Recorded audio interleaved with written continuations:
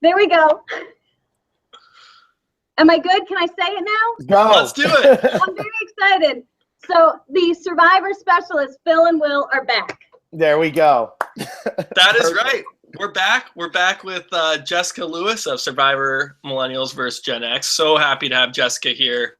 Going to talk a lot of this season, and it would be good. We had Adam on the last podcast, and he told us all about the Millennials. Now we're going to get kind of the inside scoop on the Gen Xers and their tribe.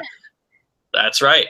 So yeah, let's kick this thing off. We're gonna have read comments from Twitter, and you can only tweet once. We usually read all comments, but we have Jessica, so it's very special. So get your best tweet to us, and we'll read the comments, and Jessica will answer your questions.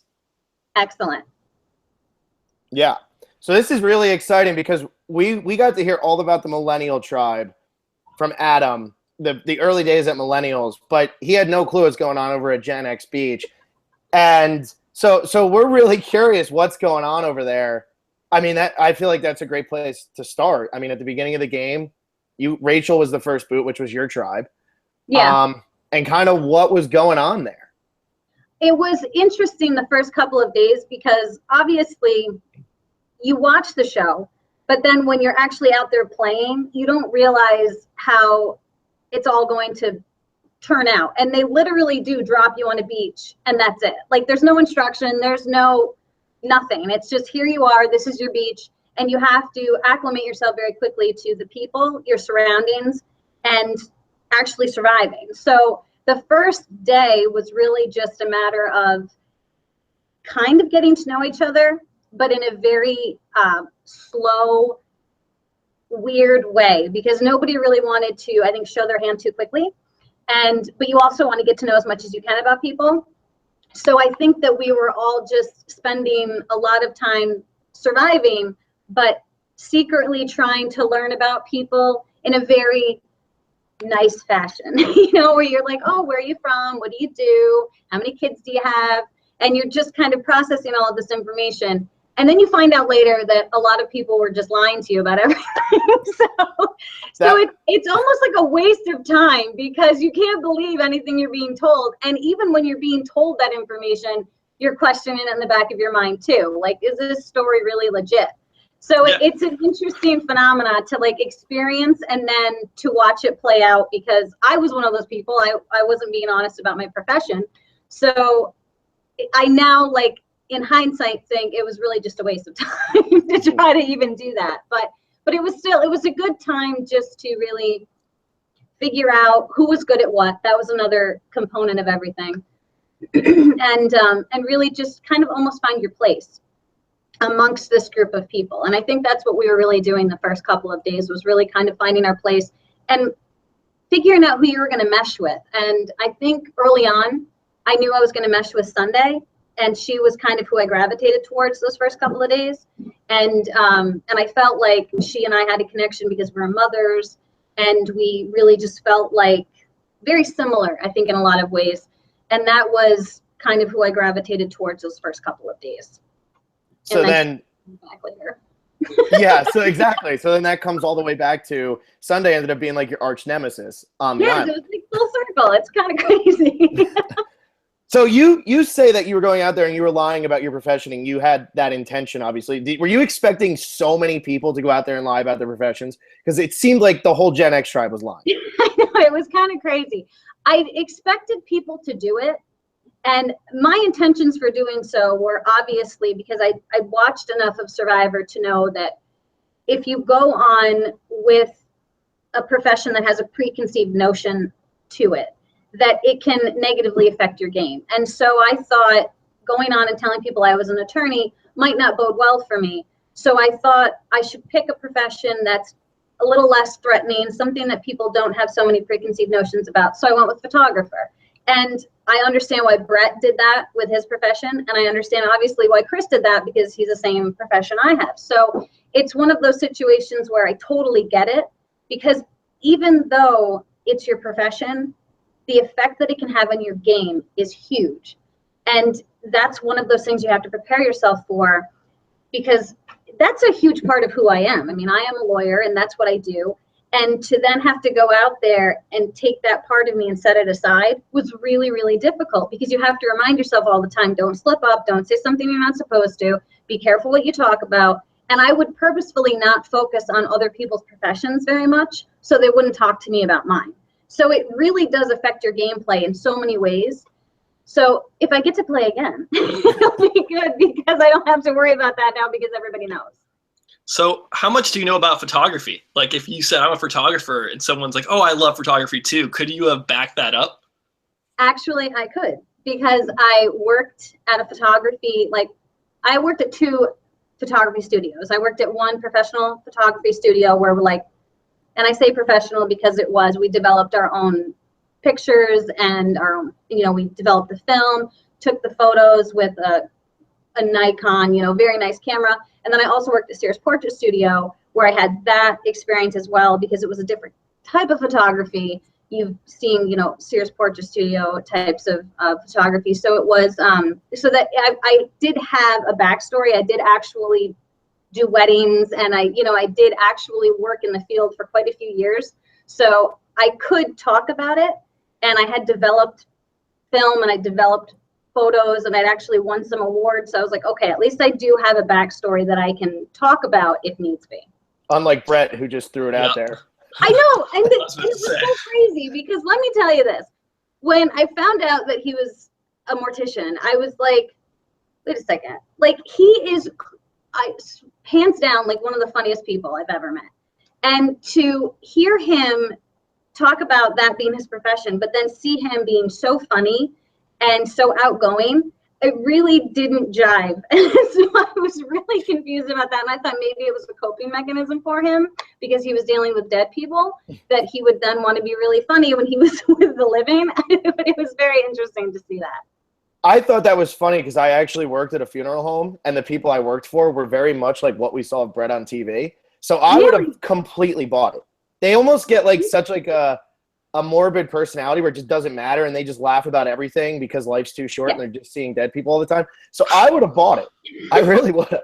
Well, and that was kind of what I was thinking, was that maybe that's how he deals with it, that's how he deals with the stress of what he's seeing every single day. So yeah, I thought that was an interesting choice. Yeah, for sure. So the first challenge you guys lose, at that point, were you fearful that you could be the first boot of this game? And what was going through your head at that moment? Well, I have to back up, because going into that challenge was the first time that I saw Dr. Joe regarding my eyes. So I went into the challenge with the possibility of being sent home.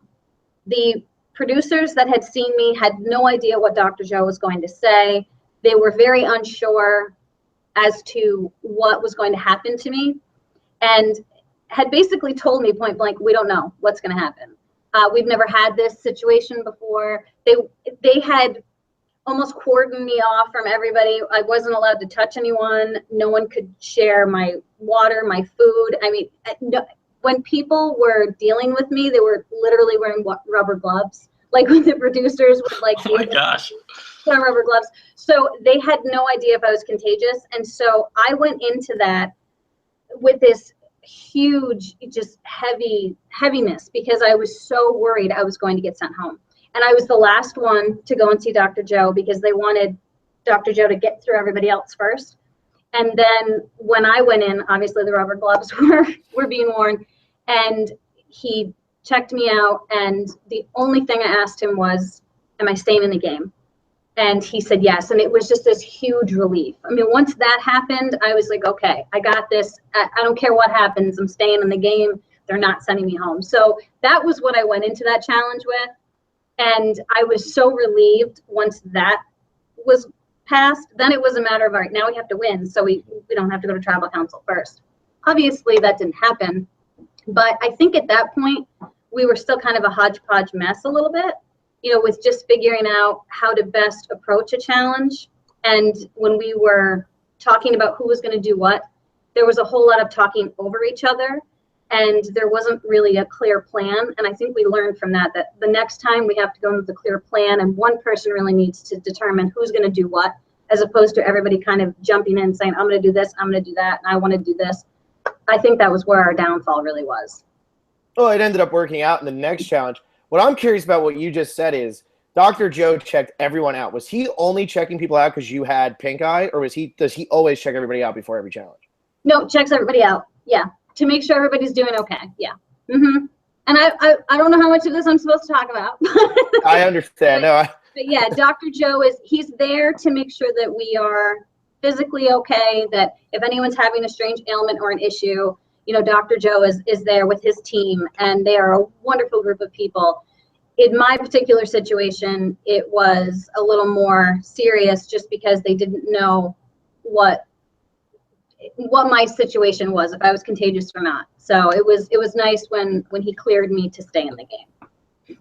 Yeah, I could imagine, especially as a huge fan, if you get pulled for that early, that would suck. And they didn't show this, but I actually had an interview like right after they realized that my eyes were as bad as they were.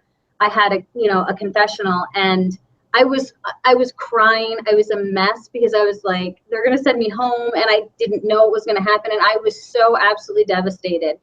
And people in my tribe, it was interesting because their concern as well was, is she contagious? So I also went into that challenge, even though Dr. Joe had cleared me to stay, thinking I'm the clear choice to send home. Like, why would you not? When there are people literally on your tribe saying to other people, is she contagious?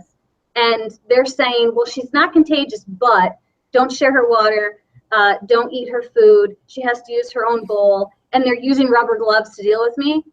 Why would my tribe not vote me out? Because it's like, why would you take the risk? So I was convinced. I said, no matter what, I am going to be on the chopping block because of my eyes, because someone is going to say, hey, listen, she's potentially contagious, even though they're telling us she's not. Look at the way they're treating her and how they're handling her. Perhaps she should go home. That's what I expected to happen. So how close was it, that first vote, and when did you start realizing that your name really wasn't going to be, at the forefront of the vote? And how close do you think David actually was to like being the first boot of this game? Because he was, getting caught looking for idols, being very paranoid. Was he really in as much danger as we were led to believe?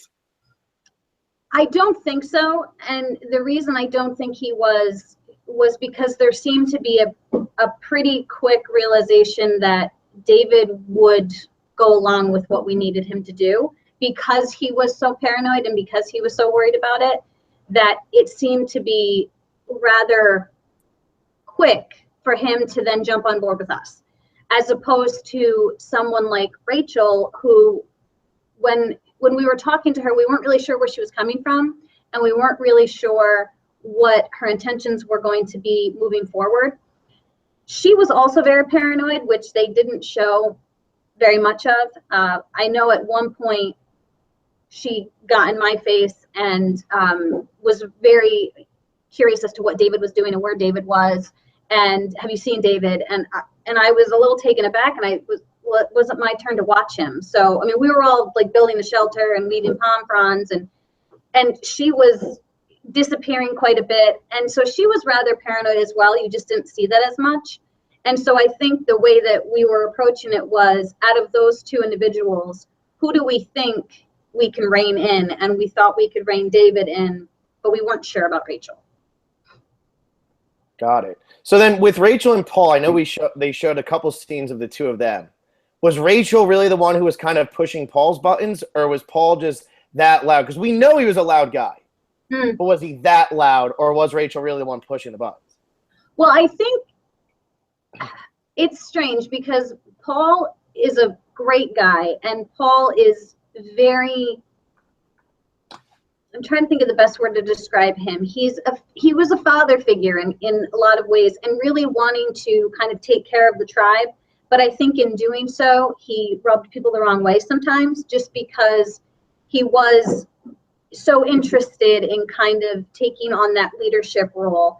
And as you probably know, watching the show, sometimes when you take on that leadership role, it's not necessarily the best place to be, because it does put a target on you and it does have people looking at you. And he quickly had Brett and Chris very interested in working with him and following him. And so I think that Rachel and Paul, in their own ways, were pushing people's buttons, but in probably different fashions. Rachel was a little more in your face and a little more aggressive in how she interacted with people in trying to get information, where I think Paul was, I know how to do this and I'll show you how to do it. And so that might have rubbed people the wrong way too. I hope that makes sense. It's like a different. That makes sense. Mm-hmm. Yeah, and with Paul, when he, goes home, does that decision have anything to do with his medical issue that he had earlier, or was it strictly like, this guy is getting too much power, people like him, he's leading our tribe, and I don't like the path that we're going down with Paul? I think some people were a little concerned about his medical issue, but I think the largest component of that was the way that he was playing the game. I mean, I struggled a lot with the Paul vote, and it's interesting because I still have individuals who are telling me that I struggled too much with the Paul vote, but Paul really truly became a friend of mine out there, and I really did want to work with Paul.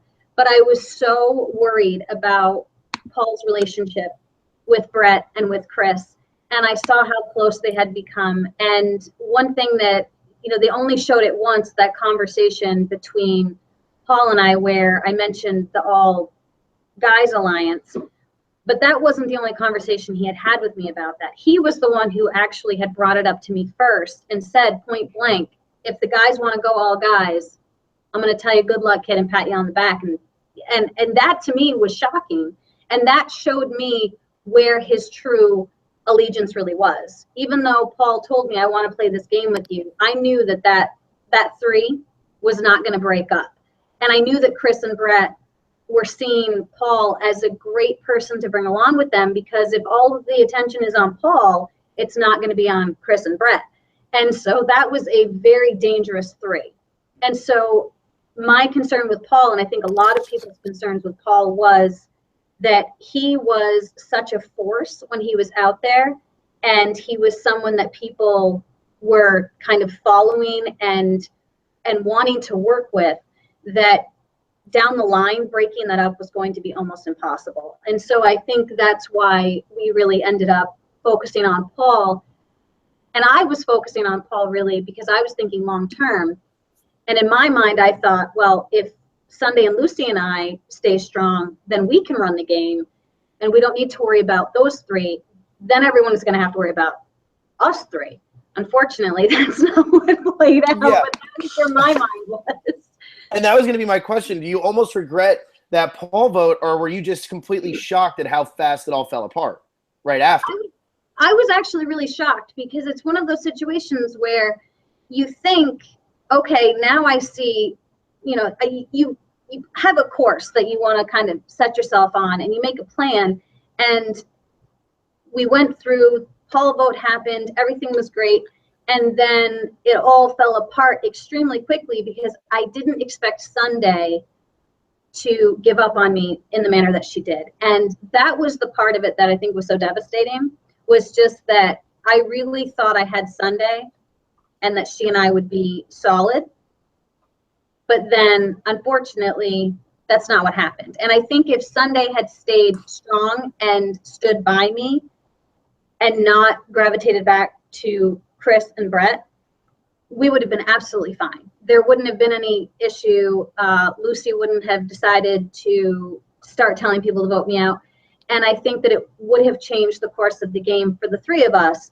Unfortunately, for whatever reason, Sunday thought that she would be better off with Chris and Brett as opposed to sticking with me. And yeah, so it was very, very quick. That whole thing happened very fast. And when they showed Ken telling me about it, it was literally like 20 minutes, I feel like, before tribal, like that's what it felt like. Like it was right before we were going to tribal council. Suddenly Ken was coming at me, telling me that they were voting for me. And I was taken aback, because that wasn't the plan. Obviously, Sunday and Lucy and I were working together. So the fact that that was then what was being thrust upon me, in the fashion that it was being said to me, made me very suspicious, because I hadn't really been working with Ken very long. And, you know, David and CeCe were acting really kind of weird about the whole thing. And again, I hadn't really had a good read on them yet because I hadn't been working with them that much. And so I realized people thought my going to Lucy was a really stupid thing to do. But in my mind, Lucy was my alliance and Sunday was my alliance. And Ken was not in my alliance yet. I just started working with him. So in my mind, it made sense for me to go to my alliance and say, what's going on? Like, what is happening here? Because those were the people I was working with. Those were the people I was close with. And it turned out I wasn't. I mean, were you surprised when David had to play the idol in order to save you? Were you surprised that happened? I was shocked. And I have to give the boy credit because I know people have said that that was a terrible move. But I think we said that too. Not that it was terrible. We were like, no way, it's the swap's coming. I wasn't gonna point fingers, but yes, you did say it was a terrible move. But this is why that move was genius for David, because it promised him me. Like I was going to be in his back pocket for the rest of the game because he had saved me. And how could I ever turn on him and not have that then bite me? So it was one of those situations where for David's game, it guaranteed him my loyalty. And it also guaranteed that he would now have Ken and Jessica as opposed to just Ken. So he gained a third member of that group. And it really helped his game moving forward because I knew I could never turn against him. And I also would never beat him in a final three. Because all he had to do was point to me and say, she's not even supposed to be here. I saved her, so I win. And absolutely. So it was a great move for David in solidifying himself a loyal person and also someone to beat in the final three. So how much did you take into consideration for the rest of your game? You said you would never turn on David, but in order to win, you would probably have to. Did you consider like the steps you would have to take to kind of wash that idol away? And it's like, yeah, David played an idol for me, but obviously he trusted me enough to play it. You could spin that argument, but was that kind of like, what was your thoughts on that? Because Phil and I were saying it's going to be tough for Jessica to make a run at the end, having, you know, an idol played on her by somebody else. So I'm just curious what your thoughts were and, you know, on that. Well, that was actually something that I had discussed with Adam because, you know, this is jumping way ahead in the game. Because Adam and I had been talking, we were doing dishes one day in the ocean, which is hysterical. And he was talking specifically about David being a huge threat. And eventually we were going to have to vote David out. And it pained me greatly. And I was trying to explain to Adam, you realize I cannot write his name down. Like, I can't do it. So I knew that Adam had an idol. So I was trying to see if there was some way that we could fashion it where we could still vote David out, but I wouldn't have to write David's name down.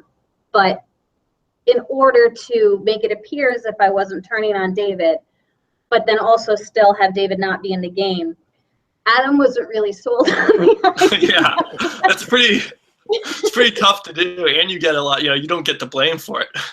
Yeah, and so it was weird because it was one of those situations where I knew it was going to be a huge struggle, but it had to be perfectly timed if I was going to pull it off, because anything else would have just problem for my game. And in order to win, it would have been impossible to overcome that.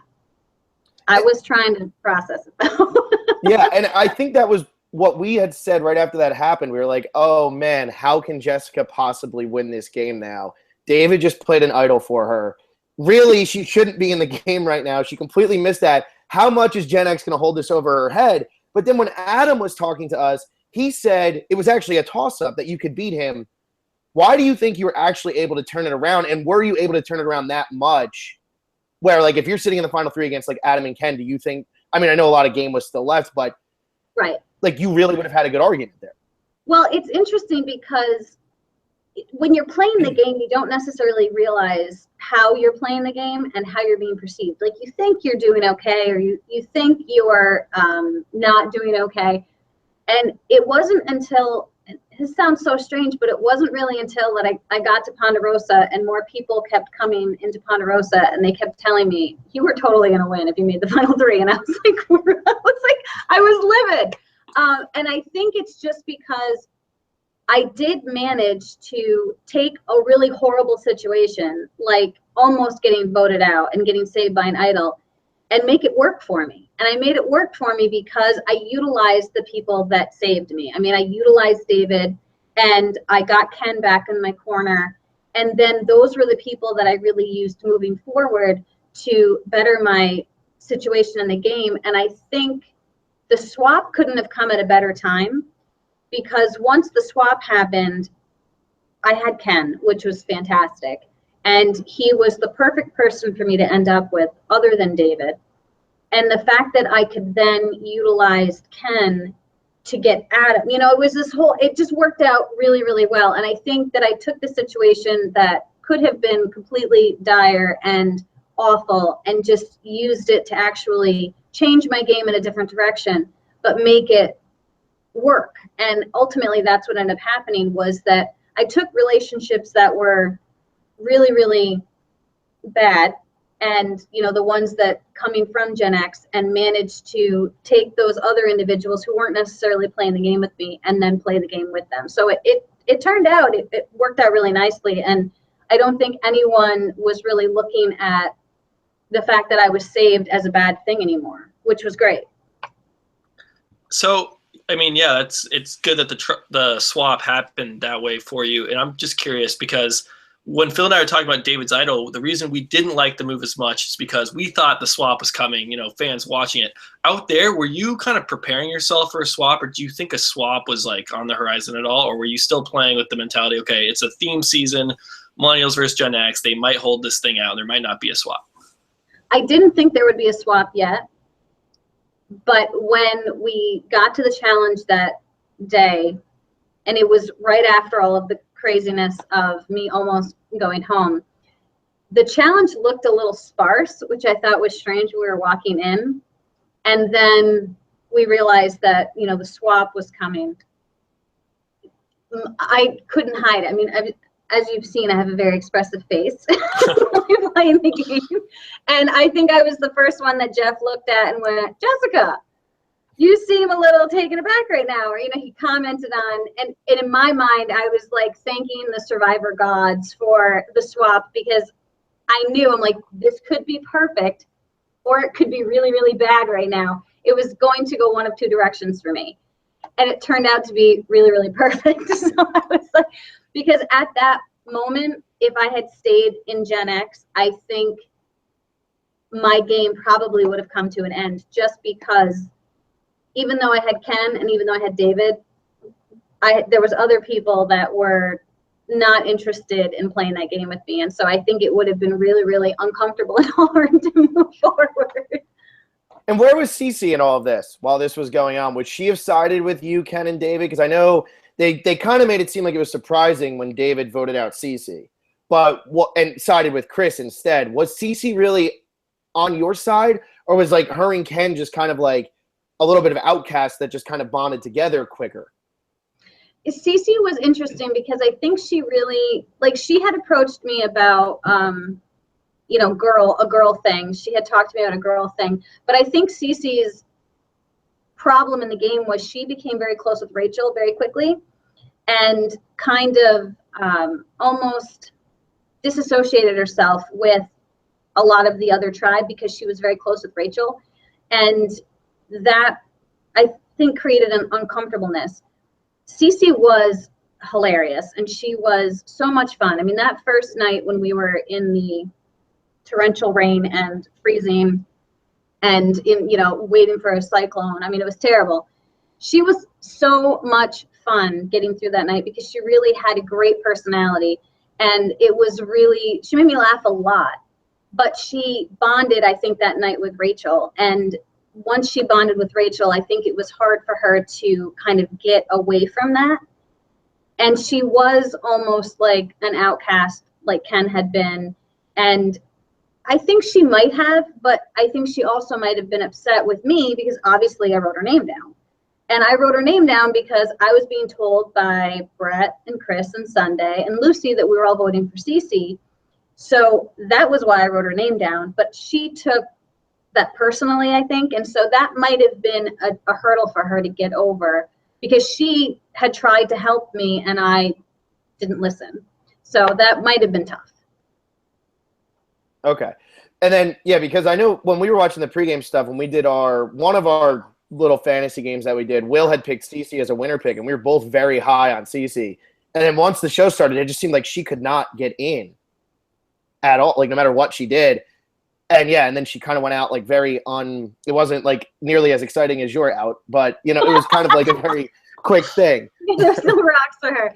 Yeah, no, I think that CeCe's struggle, I really think it was probably twofold, where she was a very hard person to read. I have to say that. Like before the game started and we were all going, you know, you're waiting for them to say, okay, now we're going to go out, and you're waiting those few days. She seemed very, I don't want to say unfriendly, but it was almost like she had a wall. And maybe she was doing that because she didn't want people to really get to know her before the game started. And then when we were going out, when the game had started, we were on the boat and we were going to be going to the island. When we were out there for what felt like hours, it was raining and the weather was really not very great. And we're on these boats. She was covering her head, like she was hiding underneath her shirt. And I think we all kind of looked at it and thought, how are you going to play this game if you can't handle some rain on a boat? But then once we got to the island, a different side of her came out, where she was very friendly and she was very personable and she was opening up to people. So it was this weird mix with CeCe where you really didn't know where she was coming from, I guess. And then in certain, you know, challenges, she was very determined and wanted to do it her way, and it wasn't necessarily the right thing for her to do. So I think CeCe's hurdle really was just herself, where she kept certain parts of herself too closed in. And I think that affected her at the beginning. And then, yeah, I don't know. It was weird, because I really thought, I was actually really surprised that first night with how much she made me laugh, because in my head, I kept thinking back to the person that I saw before the game and the person that I saw on the boat didn't match the person I'm now sitting here with in this pouring rain. And it was a strange mix. And I think that was probably part of her struggle, was really just finding her groove, I think is probably what was the hardest thing. It was like, you got to kind of pick one or the other, you know, and she was a little bit all over the place. So talking about this pregame stuff, I find the stuff before the game fascinating, because we don't get to see any of it. And the only stuff I've really heard is, you know, snippets here and there. We got to talk to Adam. But what was your kind of mentality heading into before the start of the game? You just said CeCe kind of had a wall up. Did you kind of act differently, or what was going through your head? And like, were you already playing at that point? I spent a lot of time trying to make determinations about other people. And you try to be friendly, and at least for me, I was trying to be friendly and trying to be as personable as I could be without communicating with people.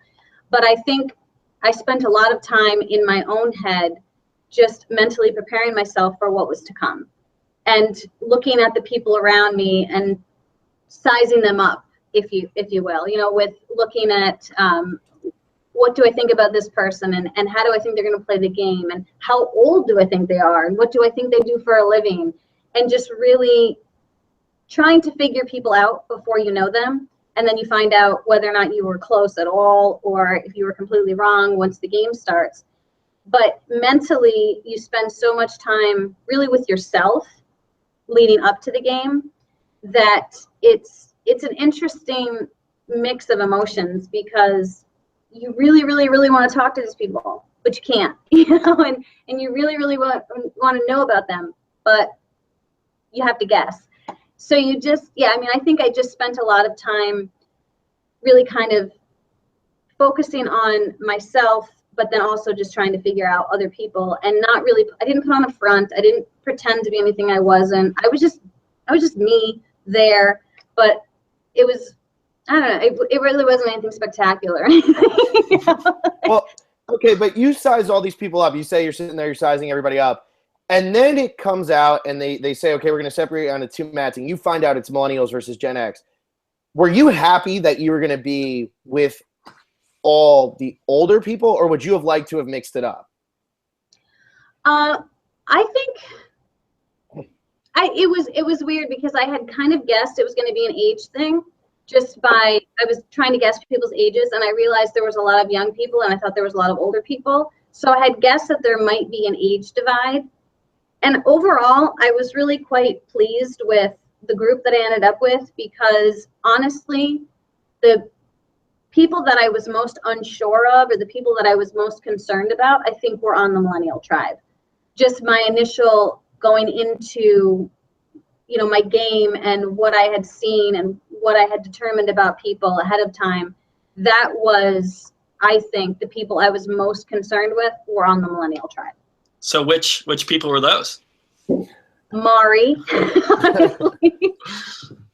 Yeah, Mari was a huge concern of mine. I thought that, you know, she seemed very friendly, but would cut you in a second. Like, that was kind of my read on Mari. So she was one that I definitely had some concerns about. I was obviously concerned with, you know, the younger males who were, you know, very fit, and how that was all going to play out, and whether or not they would become an issue if they bonded or if they did really great in challenges, and how would that affect someone like myself. So I think that, you know, that was a concern. And Figgy seemed very personable and very friendly, and it seemed like everybody would probably gravitate to her. So, you know, there was some individuals just their read. Michelle seemed, again, very personable, very friendly, had an incredibly warm and welcoming smile. And these are all things that you look at and say, how much of a threat is this going to be in the game? And so I think for me, those were the things that I was looking at and I was concerned with if we had divided differently. It's crazy how much you're thinking through this, and all you're getting is like smiles and eye contact. It's pretty wild that, you know, you're processing all this. So you said the tribe swap worked out perfectly for you, and it, you know, ended up working out that way. But right when it happened, it was 3-2 millennials to Gen X with, you know, only 2 Gen Xers. So were you concerned? And what was your pregame read on Adam? Was he somebody you were like, all right, I'm with Adam, I think, you know, I can work with him? My pregame read on him was, I absolutely want and need Adam. When we were coming back after the swap and the 5 of us were traveling together, I just remember looking at Adam thinking, that's my guy. Like, I really need to work with him, because I knew that I had a feeling that Figgy and Taylor were going to be close. I knew that I had Ken.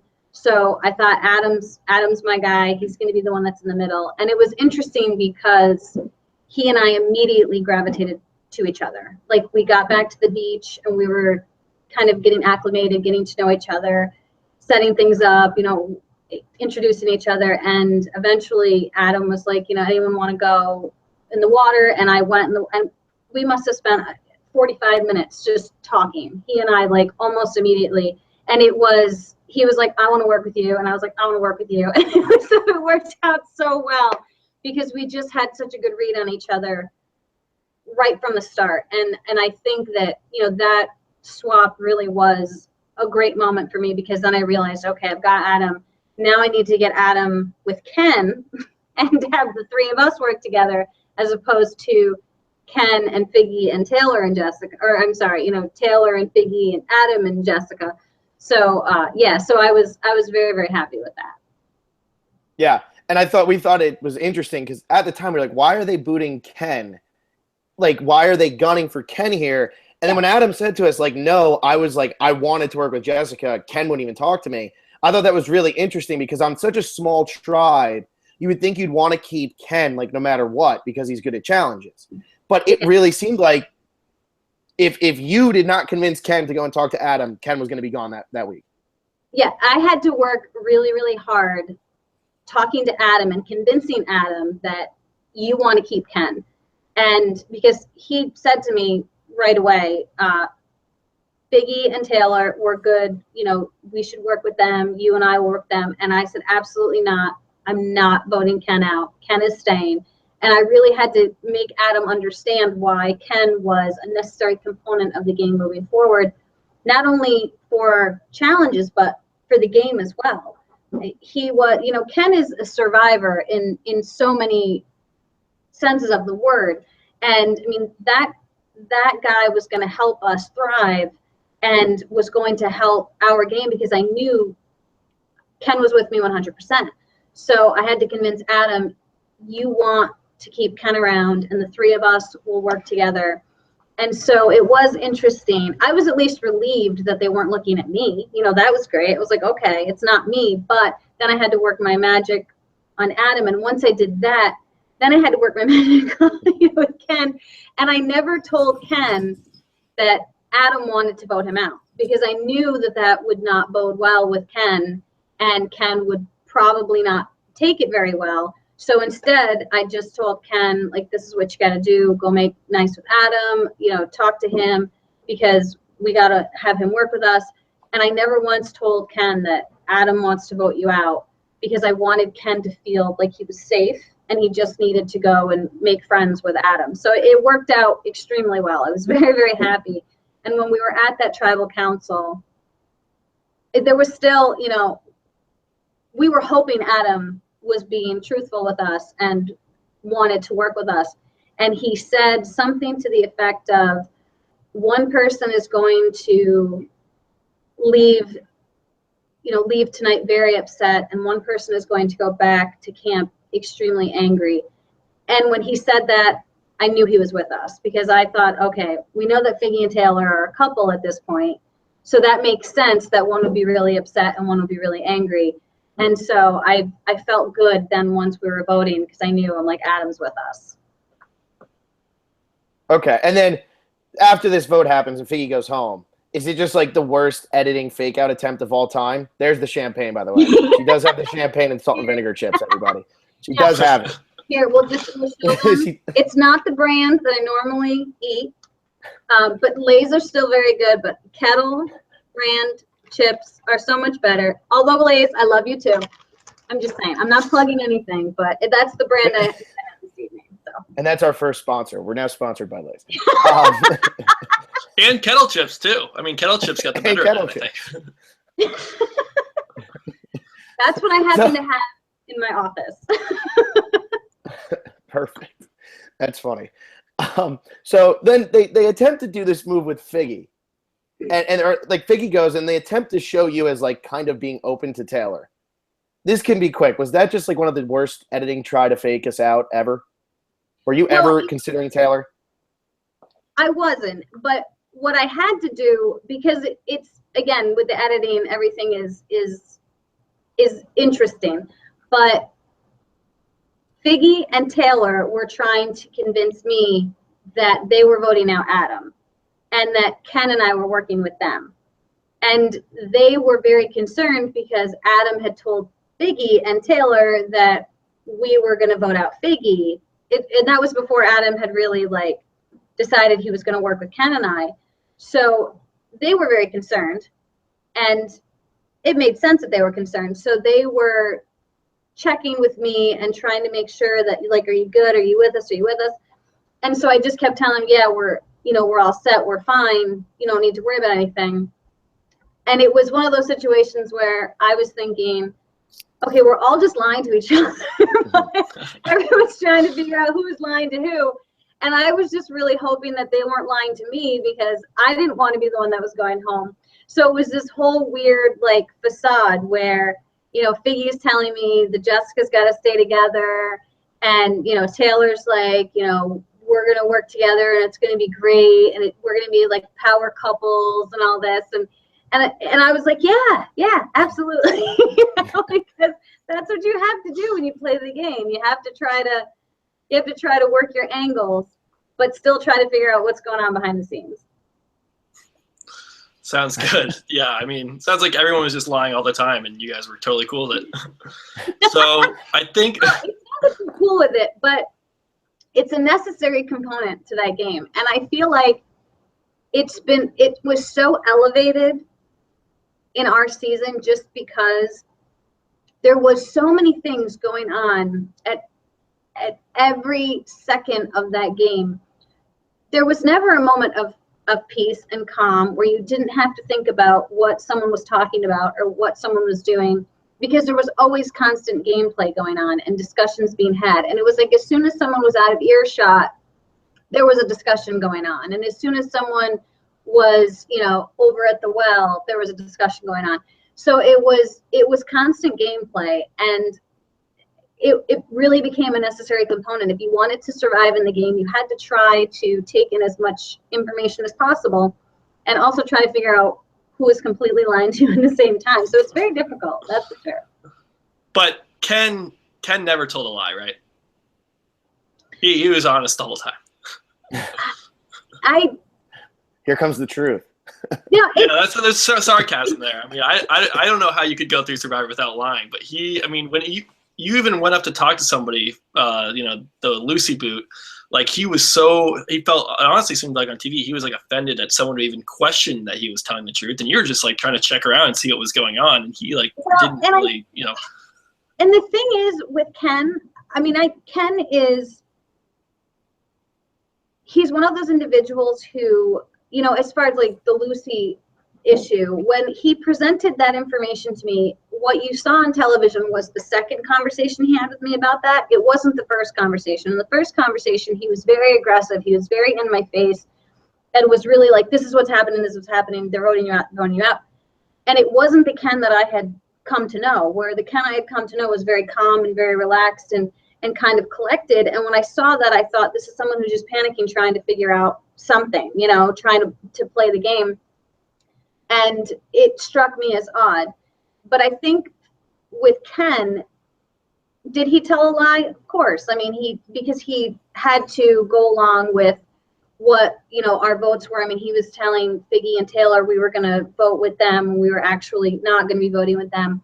But I think in Ken's mind, maybe it's just he views it a little bit differently, where it's gameplay. It's not necessarily, we're not lying, we're playing the game. And so, his version of I never told a lie, maybe it was, I don't know. I'm really not sure, but it might have just been his gameplay. So before we hit this merge, I have to ask about it because we haven't brought it up yet somehow in like an hour, but the legacy advantage, when you find that on day one, what is going through your head? And did you really hate the game of Survivor when you saw Ken play it and found out what it was? No, and I really don't. I couldn't believe I said that, but that was one of those moments where I was so frustrated because I didn't think that that's the legacy was. And that's why I said, I hate this game. When I found the legacy, it's one of those moments where when you watch Survivor, you're like, wow, that would be really great to have a moment like that. And then I had that moment where I found this thing, and I was just hoping that nobody had noticed, and that I had tucked it in the back of my shirt. And you're really praying that it's going to be okay. And honestly, what was going through my head at that moment, like when we were all done and we had everything on the mats, Jeff had said to everyone, if it's not on your mat, you can't keep it. And in my head, I was like, should I put my toe on the mat? I had this in my back, and I didn't obviously want it taken away from me, but I knew, I've watched enough of this game that if something is an envelope, it doesn't belong on the mat. This is something that's special. And I had that in my back for like 2 days. Had no idea what to do with it. Like I obviously had read it at that point, but I literally had no idea what I was going to do with this thing because it said I had to bring it with me to every tribal council. So I'm like, I can't bury it somewhere because then I have to keep going to get it. I don't really want to just like leave it in my bag because at that point I had nothing in my bag. So I had this thing like in my back for 2 days where I was just like, what am I supposed to do with this? And then obviously we were getting evacuated. So I had to put it in my bag at that point. But at that moment, I was so excited because obviously I didn't know what it was. and I couldn't wait to read it. And so it's one of those moments where you're like, you're shaking, but you have to hide it, and you just want to read it, but you can't yet. And so you really have to find the best moment to get away from everybody so you can go do this and find out what it is. But it was a great moment because I was so excited. And then when I saw what it was, and then I couldn't read it to day 36, it's a little bit of a letdown.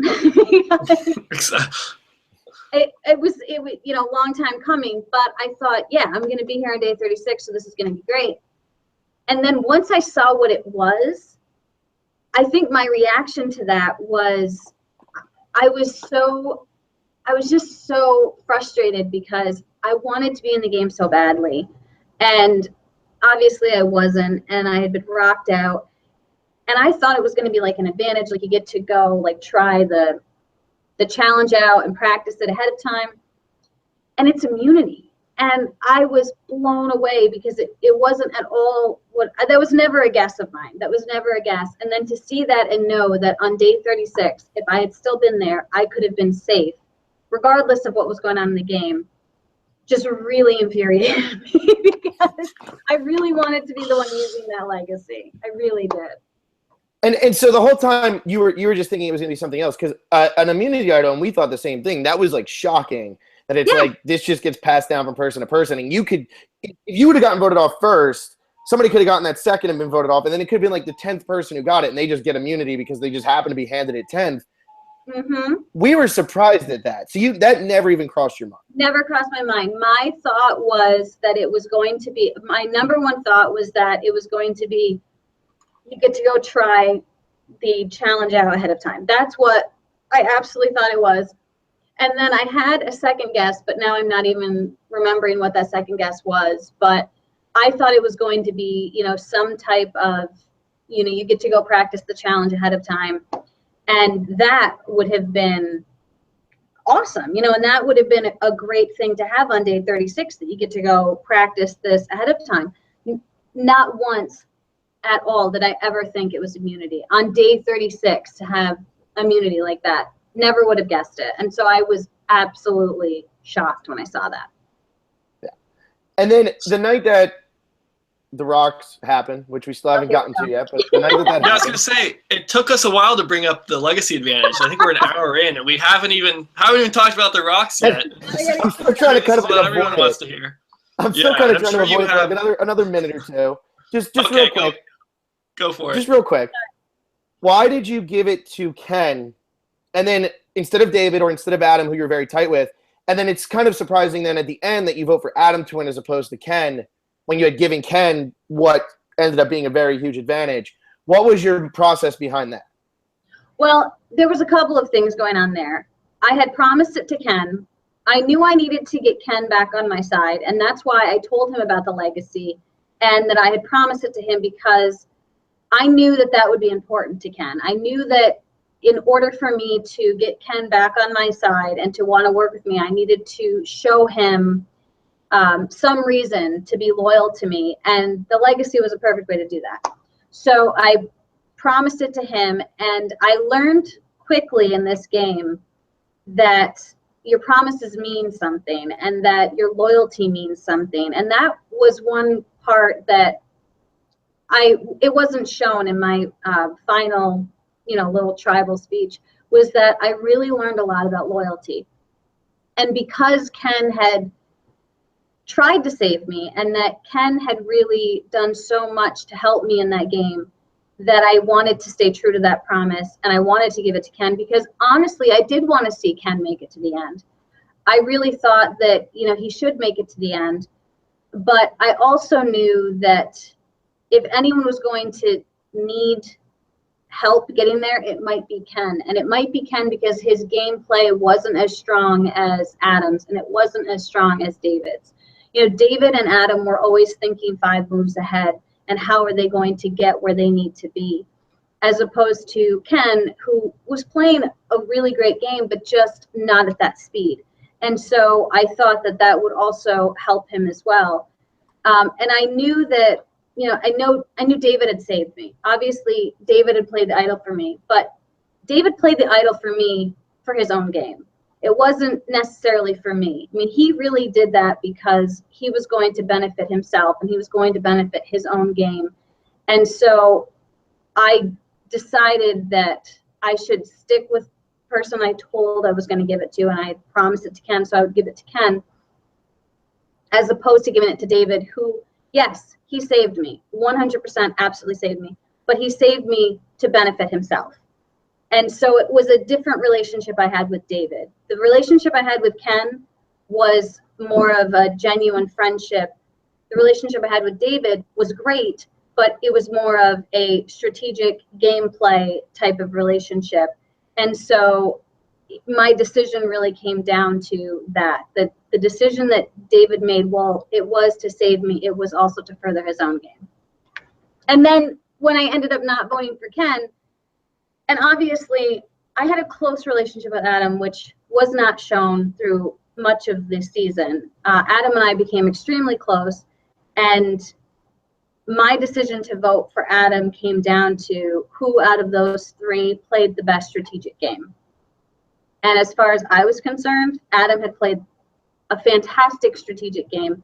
He managed to make it to the final three with the two people that he knew in his mind that he could beat, which was, that's a really big feat, you know, as far as I'm concerned, when you're playing the game of Survivor, considering who he was going up against. You know, Jay and David were still there. And if Adam had been sitting with different people in the final three, he might not have won. So the fact that he managed to pull all of that off was really an impressive game. Strategically, he played a great game. And he and I were playing a very similar game and who we wanted to go to the end with. I wanted to go to the end with Ken because I thought I could beat Ken. And Hannah was a great person to go to the final three with as well because I thought I could beat Hannah. Adam was on my list of potential, you know, go to the final three, but I didn't know if I could beat Adam. So that was going to be trickier. So I think that his gameplay was very similar to mine and how he was looking long term. And I was impressed with it. So ultimately, I think that he really was a great Survivor player and really deserving of the win. Absolutely 100% deserving of the win. All right. So now we hear all that. Is it time? What happened that night? Time is it time for what happened that night when it's 5-on-5? And I do want to just say something because you had said that Adam with your with the edit, it didn't really show you guys being as close as you were. And I thought it was very interesting. Somebody like Lucy gets voted out of the game with an hidden immunity idol, never even gets her footing in the game, is invisible pretty much the entire season. And then you were a very, very like focal point of this season. And I know and then you get rocked out. And a lot of times when people go out in like a random way like this, they don't really get a big edit. But I actually thought Adam had said to us, he thought you were going to get shafted by the edit. I actually thought like you seriously are probably one of the fan favorites from definitely. You're welcome. You're welcome. I mean, definitely from that Gen X tribe, like 100%. But it's funny because like you got such a big edit that even when you got rocked out, people were like, "Oh my God, I can't believe that just happened to Jessica." Terrible. It was terrible. It was awful. It was a horrible moment, and I hate that.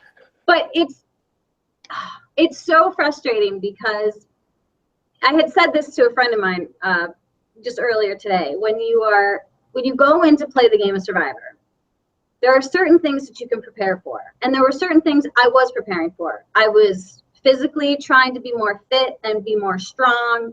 Mentally, you're reading books and you're trying to learn about strategy, and you're thinking about gameplay and who I would want to align with and what type of person. And there's all of these things that you are preparing yourself for.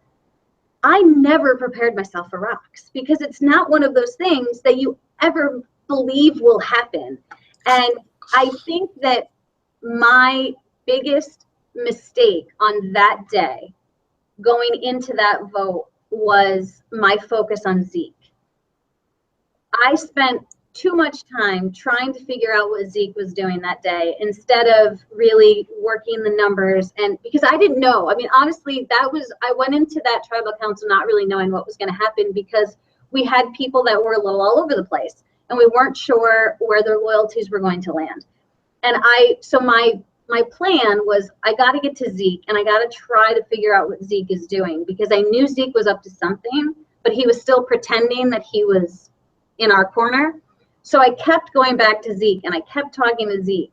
And Zeke commented about it later to me. He's like, why the hell were you talking to me so much? Like, you knew that, like, I wasn't going to be voting with you.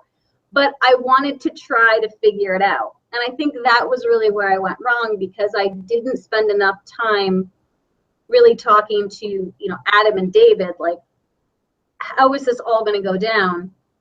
Because I think, because I know Adam suggested it and it was true. I mean, as I said before, I tend to show my emotions a little bit, and I was really very emotional during that whole tribal council. And if Adam and David had come to me and said, Jessica, if we go to Rocks, you need to 100% act like you were completely good with it and you were fine, I probably would have behaved differently. I might not have picked a rock.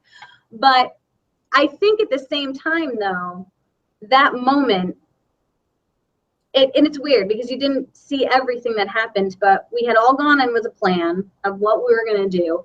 And we're sitting there in tribal council, and Hannah leans over to me and she's like, do you trust me? I'm like, of course. What are you talking about? And she says, vote for Will. And I was like, what? What do we do? What are we doing? Why are we voting for Will? And that was kind of where all the craziness started. It started with Hannah telling me to vote out Will. And then all of a sudden, like, David was in my ear telling me to vote out Sunday. And I was like, what is happening right now? And I think that was what created the atmosphere that we then found ourselves in, because there was so many things happening at once. Instead of, this is the plan, this is what we're doing, leave it alone, it turned into craziness when it really didn't need to. And I think that's what was really affecting me so much, was just this whole, like, I don't know what's going on and I don't know what's happening. And because there was all of these different, you know, I mean, David must have whispered 3 different names to me during that tribal council. And then it was, stick with the original plan. And I was like, why is this happening? And Adam was the first one that said, I'll go to Rocks. And when Adam said, I'll go to Rocks, I about fell over, because I was like, this is pure insanity. Like, this doesn't even need to be happening right now. And unfortunately, there were so many things happening, and I was processing so much. And I think at that point I was kind of in a fog, because you're hungry and you're tired and you haven't, you know, I mean, there's all of these things. You're 30 days in and your brain doesn't work as quickly as it did on day 1, on day 2 even. You know, I mean, you're day 30 and you're trying to process all of these things. And I should have spent time convincing, you know, Will, like, listen, you're not going to beat Zeke in the end. Obviously, now sitting here, that would have been the best move for me to make, was to tell Will, you're not beating Zeke. You need to vote out Zeke. But obviously, that's Monday morning quarterbacking, and I can't change it now. But at that moment, the divisions seemed so strong, and Brett was leading the charge, you know, with Zeke's side, and it really didn't seem like anybody was going to flip. And so I thought, if I flip right now, I won't win this game, because I will be such a standout, because whoever flips right now is going to have a light shown on them and has given up all loyalty that they had to their group, because it was so divided. And so I thought, I'm going to play the numbers. As much as this is terrible and as much as I don't want to do this, I got to just play the odds. And yeah, they weren't in my favor. Fortunately. Yeah, it was so sad to see it happen, but I'm surprised how, because I think when we were recapping that, we're like, wow, it was so heated and so much going on, even though it is 5-5. Like, you would think a 5-5 should be pretty straightforward, but I'm surprised to hear so many people were, you know, whispering to each other.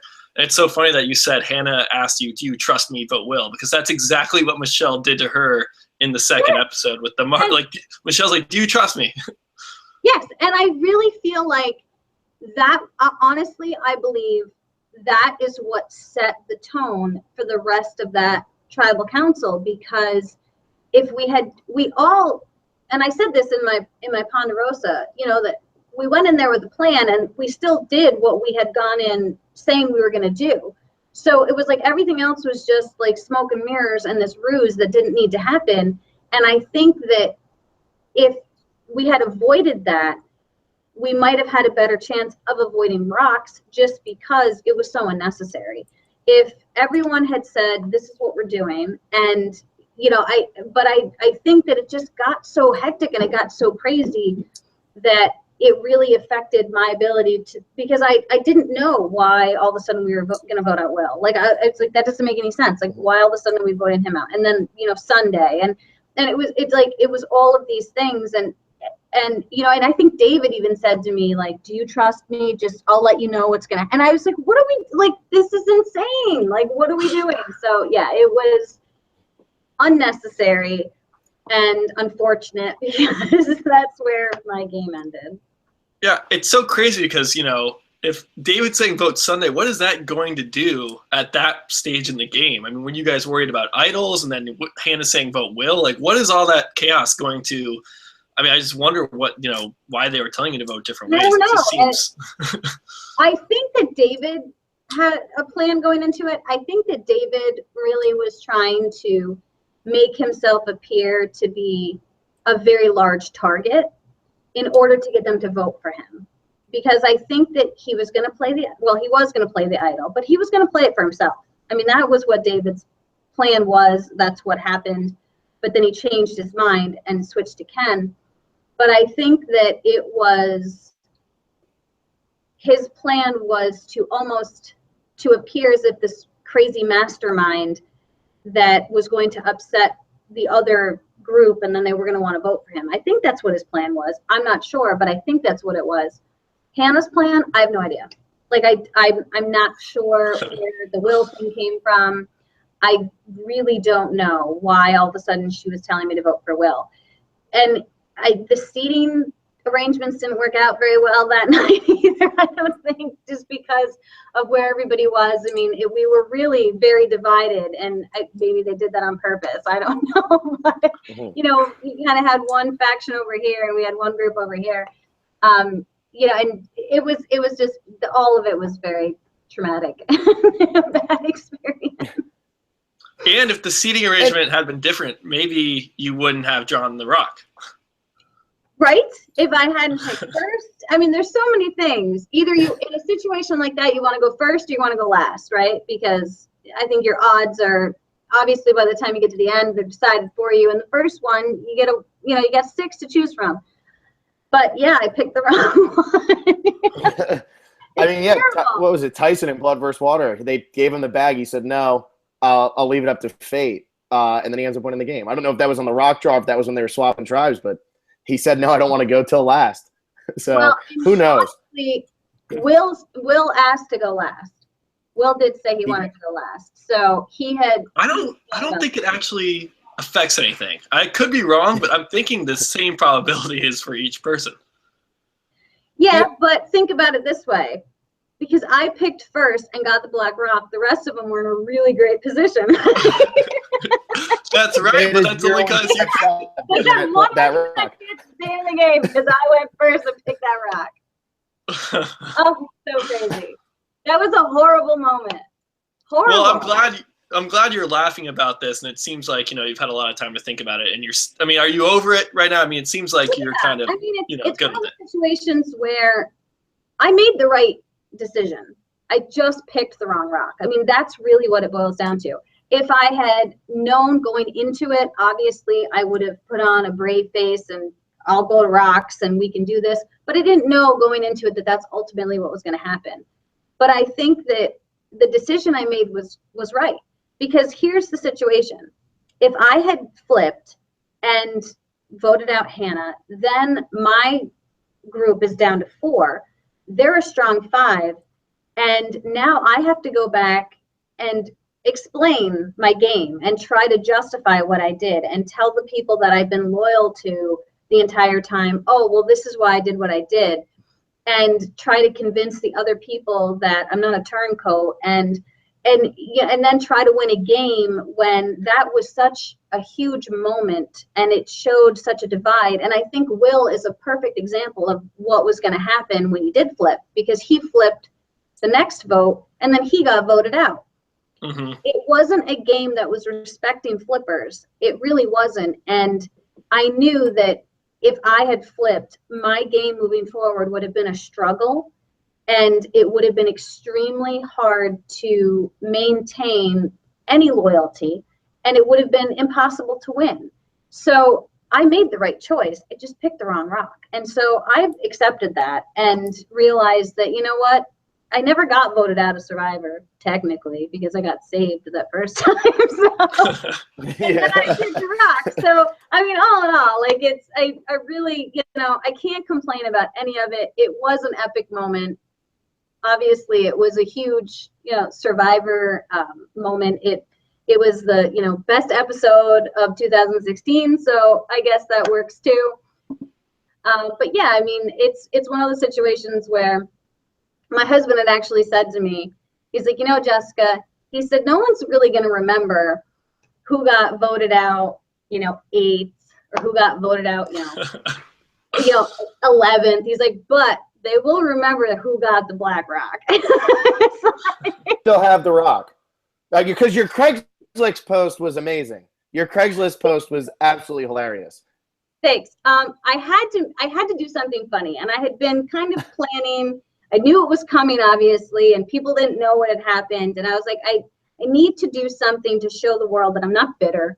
That, you know, I went into this game knowing not everybody can win, and I will accept whatever my fate may be. And this is what my fate was. And so I wanted everyone to know that I can appreciate the game and I can understand the game, and I'm okay with it. And so I thought, well, this would be funny if I, you know, tried to, you know, sell the rock and did something amusing. And I had no idea, though, that the Craigslist post was going to take off as much as it did. The fact that Jeff Probst retweeted it was pretty epic. Yeah. Pretty excited about that. But unfortunately, I do not have the rock. That was just a stand-in. In that moment, I did drop the rock at my feet after I saw what color it was. And I wasn't really in my right mind to then go pick it up and be like, hey, I want to keep the rock that just blew $1 million for me. So that's where it stayed. But yeah, so unfortunately, I do not have the rock. Yeah, and I think your husband is like 100% right in, I don't care what Jeff said at the reunion, Michaela's boot and that are going to be two of the most iconic moments like Survivor's ever had. Because Final 10 is absolutely insane. Yeah, it was a little crazy, that's for sure. All right, well, let's we can jump over to some comments now since we got to the rocks, and you know we do want to talk. Will and I do want to hear some about Ponderosa, but we'll see if there's any in these comments here. Otherwise, we do want to know what Ponderosa is like because Adam didn't tell us anything about that. But okay. Well, obviously, food wasn't there. Yeah, exactly. So let's start off with comments though here, and this comes from Kelkster04. Are luxury items still a thing on Survivor? We never hear about them anymore. If so, what was yours? They are not a thing. No, yeah. I mean, well, you can tell them what you would like to bring. Like they asked that question and they posted it. CBS posted at the beginning, you know, what 3 things would you bring with you? And they did not allow me to bring champagne and salt and vinegar chips. I wasn't allowed. I couldn't bring, which by the way, look, I have my Carmex lip balm. Like another thing that I would have loved to have had, but they don't allow you to bring that either. So no, they're no more, there's no luxury. At least there wasn't for my season, no luxury items. Okay. Let's see here. This is Steel Punch. Were you surprised you didn't get more in terms of editing during that rock draw episode? And were you happy with your edit overall? I'm happy with my edit overall. Absolutely. I mean, there are times that I feel like I didn't get as much airtime as other people, but I understand, you know, they've got stories that they have to tell about everybody. As far as that last episode, I think because it was a double, it kind of threw it off a little bit for me with like how much airtime I actually did get, because it was 2 hours as opposed to an hour. But yeah, I mean, overall, I was pleased with my edit, and there's a lot of people. There's 20 people, and there's 20 stories that they potentially have to tell. So I feel like CBS really needs to pick what's going to be the best story. And obviously, everything that happens, I think, affects your edit. And so if something different had happened, maybe my edit would have been different. So I'm overall, I'm very happy. I can't complain about any of it. And what I thought was interesting, like a quick aside, was that it was almost like you got your huge victory over Chris in the first half of that. And here's the thing. I was so frustrated that I was like, I'm not even going to get a week to revel in it, where I could be like, yeah, like, look at me, I got Chris. Nope. Got to get the 2-hour episode and go right into the rock. So like, I didn't even get any time to be like all excited about it and really like tweet about it a lot. That's a bummer. It was a really big bummer, because that was one of those situations where, like, after that happened, I really felt like, yes, like we're playing this game and we got a plan and it's working. And I was so like excited to move forward. And then, I mean, obviously you saw it back to back. I experienced it over a few days, but yeah, like it would have been great to like at least have a week to enjoy it. I did. Let's see. Harold Rice, do you think you were targeted not unfairly but unintelligently by Chris, Brett, and Sunday? I don't think so. I think that, and I could be wrong, I mean, this is just my assessment. I think that Chris probably realized that I was a threat to him, and I realized that about Chris. And so I think that Chris and I, for whatever reason, realized rather quickly that we were going to have issues moving forward, because working together obviously didn't prove to work out very well.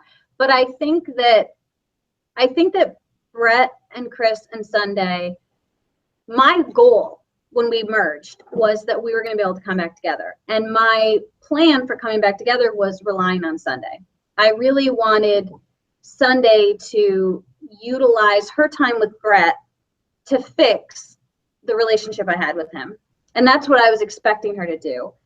And I thought, well, if Sunday fixes the relationship I have with Brett, then we can fix the relationship that I have with Chris. And hopefully David has been doing that as well, because David's been spending time with Chris.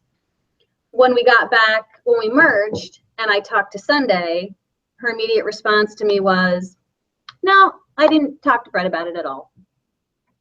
Okay, so I was like, I guess I'm just being thrown to the wolves here. And so I never really understood why Sunday didn't want to work with. I was willing to continue to work with Sunday and to come back and work with her. Adam and I had actually talked about that quite a bit, because Adam knew what had happened, and I still thought that Sunday could be someone that I could utilize moving forward. And for whatever reason, she didn't see it that way, and so she never mended fences for me. I think that Brett and I could have mended fences, but there was such a wall that had been built, and I kicked myself that I didn't really try to take time to mend fences with Brett, because I do think that he and I could have played very well together. But it's a hard thing to get past when I voted out one of his closest allies. And so, I wish that we had kind of regrouped, but I think Chris blames David for a lot of that. I think that Chris thinks that David was kind of keeping us separated on purpose, because it, I think, helped his game. So I don't know, but I think that it could have been great if we had come back together, but for whatever reason, it didn't play out that way. That's really interesting, because you did vote with Brett, Sunday, and Chris for the Michelle boot and the Taylor boot. So would you guys, I remember it was like 9 people voted together at the merge. Did you guys all come together, or was it more like David passing it along and people passing it through alliances? Because that's what it sounds like. No, we really did actually come together, and we talked about it, and there was no reason for Chris to come after me the next vote. I mean, I really think that we could have waited, they could have waited, and we could have worked together longer. But for whatever reason, there really was no interest in trying to fix that. But I think that in their mind, and I don't know, but I think that Chris really saw me as a threat to his game. And so it was something that he just determined at that point in time was going to be the best thing for him moving forward. But I could have certainly worked with them longer, and we could have taken out more individuals, you know, millennials, or that we were concerned with. I think that that would have been a better play, you know, where we could have done it that way. But at the same time, it felt good to vote Chris out. As much as I love you, Chris, I really do. It only felt good because it's one of those moments where he was gunning for me, and I ended up, you know, we were able to take him out. So it's one of those moments where you're like, okay, you know, like I won this battle. So that's great. But yeah, I think that we just, for whatever reason, Chris and I were going to be battling. Then you, then Zeke, who had won the battle the week before, then Will the week before. It was just like every time somebody won a battle, they just got axed like right after that. Yeah. It was crazy. It really was an insane season. Yeah. And just you before kind you to of the next, touched on this already, but Giovanni Mariano wants to know: do you regret the Paul vote, seeing as if you and the women vote off CeCe, it would have changed the whole game? This is tough for me. It is hard because there is a part of me that, yes, regrets the Paul vote, because I do think the game would have been different, but I don't think the game would have been better for me. I think that the game would have been better for other people, and I think that it would have shifted the game entirely, absolutely. But I think that the Chris and Brett and Paul dynamic would have been a very, very difficult threesome to break up down the road. And they really had a chance to run the game if they had stayed together. And I don't know what would have happened at the swap, you know, if he had stayed and if we had then swapped, and where people would have ended up. But I think that that move probably shined a light on me a little bit early about the strategic gameplay that I was going to have. But I think at the same time, it also allowed me to find out some things about other people that I thought that I had, you know, ideas about, like Sunday, that turned out to not be entirely accurate. And so I think that if those three hadn't been broken up, absolutely, I think those three probably could have run the game for a significant component of it, if not all the way to the end. So then you're sitting there, and you had talked about pre-show, you were sizing people up.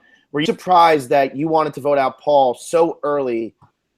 Brett, did you think, like, when you're looking at somebody like Paul before the game, you see the older guy, he doesn't look like he's going to completely fit in. Are you thinking that, and you're thinking we might vote him out early because he's not going to fit in with anybody? Were you more shocked at how it went down and why he went early?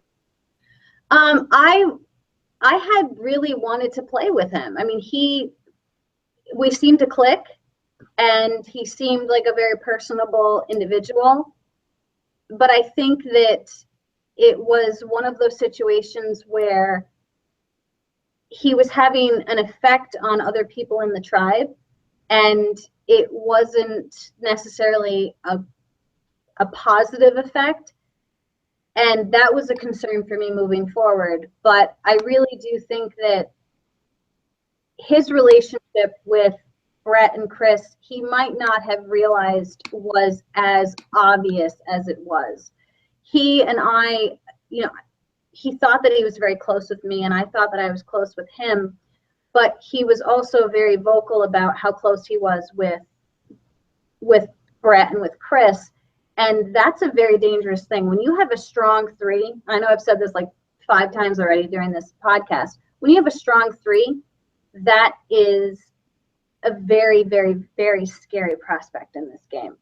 And knowing that they're strong men who could probably do very well in challenges, and you have very strong personalities, and they're all people that others would gravitate towards. I mean, that to me, it made me very nervous. And so I think that I thought that Paul was going to be someone that I could work with and that I could play this game with, and I wanted to. But because he became so close with Brett and Chris, those three became a very big concern for me. I hope that answers the question. No, that did. That did. I know we said one question per person, but Gio asks and says, are you going to compete in either the Film Will Fantasy games or Game Changers? That's a good question. I don't know. I'm not sure yet. I have to see how that all, I've never done it before, obviously, so this would be a new thing for me. I've been asked to potentially be involved in some podcasts for 34, so we'll see if that happens as well. But that's one I'm kind of up in the air on. So keep you posted. Maybe I'll. Oh, that's fun. All our buffs every time, so it's just. Wait, yeah. Adam said he's going to play again, so that means he might steal the buff away from everybody who's trying. That's unfair because he already won the actual season of Survivor, so he should just stop winning at this point. Yeah, and he's buffs already. He's just going for it. He is. He's a player, that's for sure. Brandon Tokar wants to know who you plan on going to the final three with, and also wants us to tell you that he's a huge fan of yours and hopes you get a second chance. Oh, well, thank you so much. I appreciate that. And I hope I do too.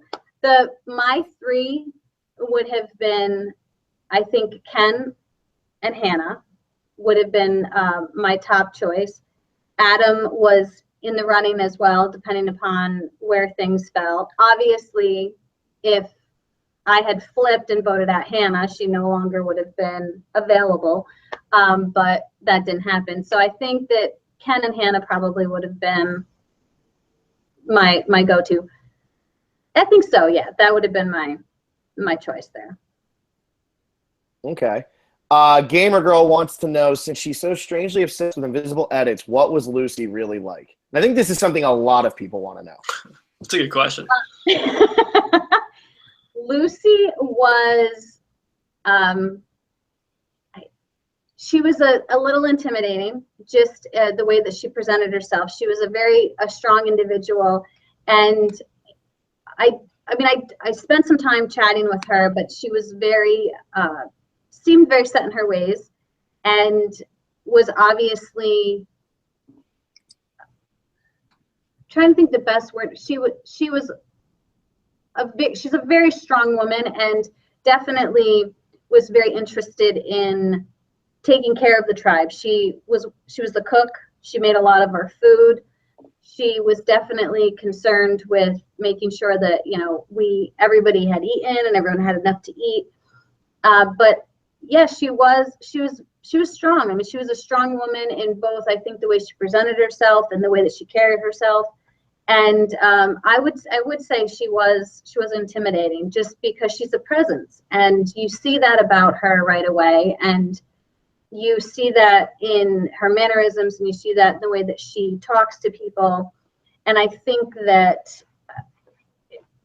she was also someone who is very upfront, and I think that's why when I went to her and said, what's going on, I assumed that I would get a very honest answer, because she really didn't seem to beat around the bush.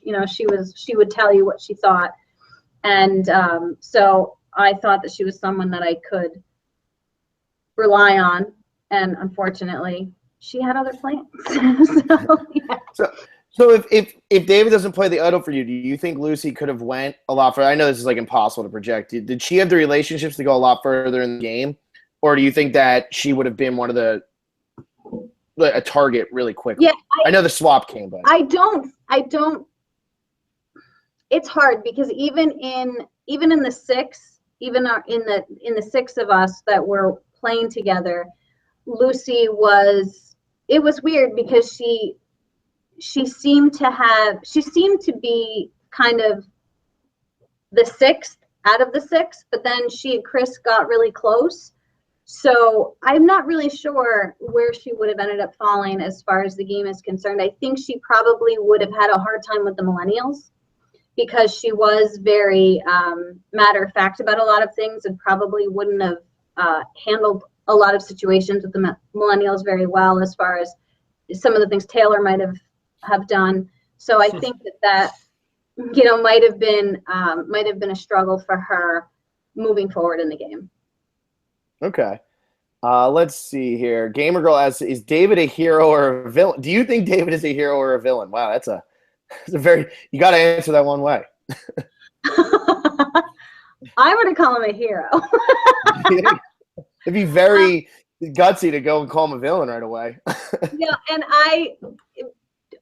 he is a maniacal genius. That is how I will describe that man until the day I die. He is a maniacal genius, one of the greatest players I think I've ever seen play this game.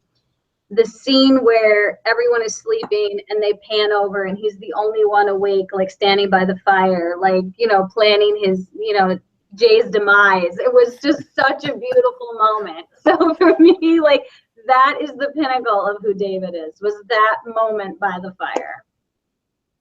I love it. And so if you go out there again and you're on a tribe with David or on a season with David, is he someone you want to like vote out right away, or you're gonna like pull him in and align with him again? It's funny you asked this question because I actually thought about this. I think I would want to vote him out right away. Yeah, right. Just because he's so amazing that it's like I had to have learned my lesson, or like this guy is a fantastic Survivor player and is really so far ahead of everybody who's playing that game. And I just really, and here's the thing, he is a fantastic actor. I don't care what anybody says, but when we went out on that island, I remember having a conversation with him first day. We're weaving palm fronds and he and I are chatting about how, he came to be on the show, and he tells me this wonderful, beautiful story about his niece and how his niece is a huge Survivor fan, and he's never really watched the show that much, but she wanted him to be on the show, so he's doing it for her, and this whole beautiful story. And I'm thinking to myself, really? Like, you're going to do this because your niece is a huge fan? And it seemed so crazy. And then to see the way that he handled himself out there initially was, he was afraid of everything. A bird, anything, you name it, he was afraid of it. And I really think it was an act. I really do. Obviously we know now he's a huge Survivor fan and knows everything there is to know about Survivor, and the whole niece story was a complete facade. So I just feel like the guy he's just incredible. Absolutely incredible. An absolute maniacal genius. He's Kaiser Sose. Is that's the guy with the limp at the end of the movie? There you go. That is David. That's absolutely perfect. I'm going to go back and rewatch this whole season and just think of him as that. It's going to be unbelievable. Yes, that is David. I just hope I just hope he doesn't hear this, and then you said you're going to vote him out right away, and then you end up on a season. I know. Don't listen, Survivor gods. If you're listening, and you please don't put us on the same season. Yeah. But here's the thing, though. I might feel completely differently about it because let me play the devil's advocate here. I know how good he is at this game, so it would be he would be a great person for me to play the game with again because he's so good at the game. So. Yeah, but then I realized, he beat me in the final 3 again. It's just so weird. Oh man, you almost saved yourself for like a second there. Almost. No, but it really, it is a hard thing because you struggle with that. I think that the idea of playing the game again is so intriguing and such a wonderful idea that I think everyone who has that idea, who thinks that maybe someone from their season would play again and maybe that person would be playing with them, and how would that affect their game, and would they actually play together? Would you decide to go against that individual? I mean, these are all things that you kind of process. I've had the same kind of thoughts, you know, if Chris ever plays the game again, or Brett ever plays the game again, like, and, you know, what type of relationship would we have? Because now we know so much about each other. So it's almost like a double-edged sword, where this person could be fantastic for my game because I understand their game now, or it could be hugely detrimental because you don't know what they're thinking either about, like, I don't know what David's thinking about me as far as playing the game again. Like I said, he's a maniacal genius, so he might have other ideas. So yeah, it's definitely, it would be a very interesting situation to process, and I think it would depend very heavily on who else was there. I mean, obviously, if we have that opportunity, if CBS would like to present that opportunity to the two of us and see what happens, it might be really interesting to watch, right? Right, And- yeah, and sign me up. I would love that. I think that would be great. And I think even if you don't end up on a season with David, that whole, if anybody watches those 3 minutes and goes on a season with David, you just doomed him. He is done. Sorry, David. I'm so sorry. I love you. I think you are incredible. But yeah, you are, wow, truly impressive. That's great. Nathan Garcia, new listener here this season. Love you guys and Jessica Lewis. Is there anything they cut out of your final 3 jury speech? Oh, yes, a huge part of it, like almost all of it. Basically, I ended up, and I feel like I'm going to get in trouble, by the way. Like, CBS, I'm sorry. Like, I'm just going to apologize if I'm saying anything I'm not supposed to. But, yeah, I mean, I talked to both Adam and Ken. And I talked to both Adam and Ken about loyalty, because that was a huge part of what I learned about the game. And I talked specifically to Ken about his loyalty as he moved forward in the game. Oh, and the thing that they didn't show, which was a fantastic moment, and I'm sorry, I know I'm backing up just a little bit, but there was a moment on the island where Ken was talking and said to myself and Taylor, lobbyists and lawyers, kill them all. And I was like, what? Because he had no idea I was a lawyer. And I'm like one of his closest allies out there. So it was a fantastic moment because it just showed about that preconceived notion that people have about lawyers. So in my final talk or speech or whatever you want to call it, question to Ken, I pointed out the fact that I was a lawyer. And Adam's face at that moment was fantastic because he was like, I knew it. Like, he was just like, it was great. It was really great to watch Adam's reaction. And I was telling Ken that just because he had a tendency when he was on the island to, and I'm going to say demean, and I don't really mean that word, but it's the only one that's coming to mind, where he would say things to people and not realize that he was demeaning in some fashion, where he would say things about his opinion, but as he's doing so, he's almost insulting someone. And that's a perfect example of it. Like, he wasn't trying to be insulting, but he didn't know that I was a lawyer. And so I was pointing that out to him, that he had a tendency to do that, but he also portrayed himself and talked about how loyal he was and how much his relationships with people meant. And so I talked to him about that, and then obviously how he had turned down David right at the end. And with Adam, I talked with him about loyalty as well.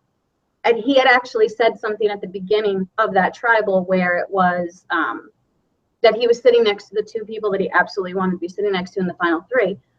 And I was a little taken aback because I thought I was going to be sitting there with him. So I talked to him about that a little bit. And also, I also talked to Ken and Adam about how proud I was of both of them, because they were 2 people that I was extremely close with on the island. I had the best relationships with, and here they are in the final 2, and I get to choose who's going to win potentially $1 million, you know, and that's a really humbling and amazing experience to have. And the fact that there was 2 options sitting there that I truly thought were incredible individuals meant a lot to me. So that's what I talked about as well. And then I just looked bitter with the question that I asked.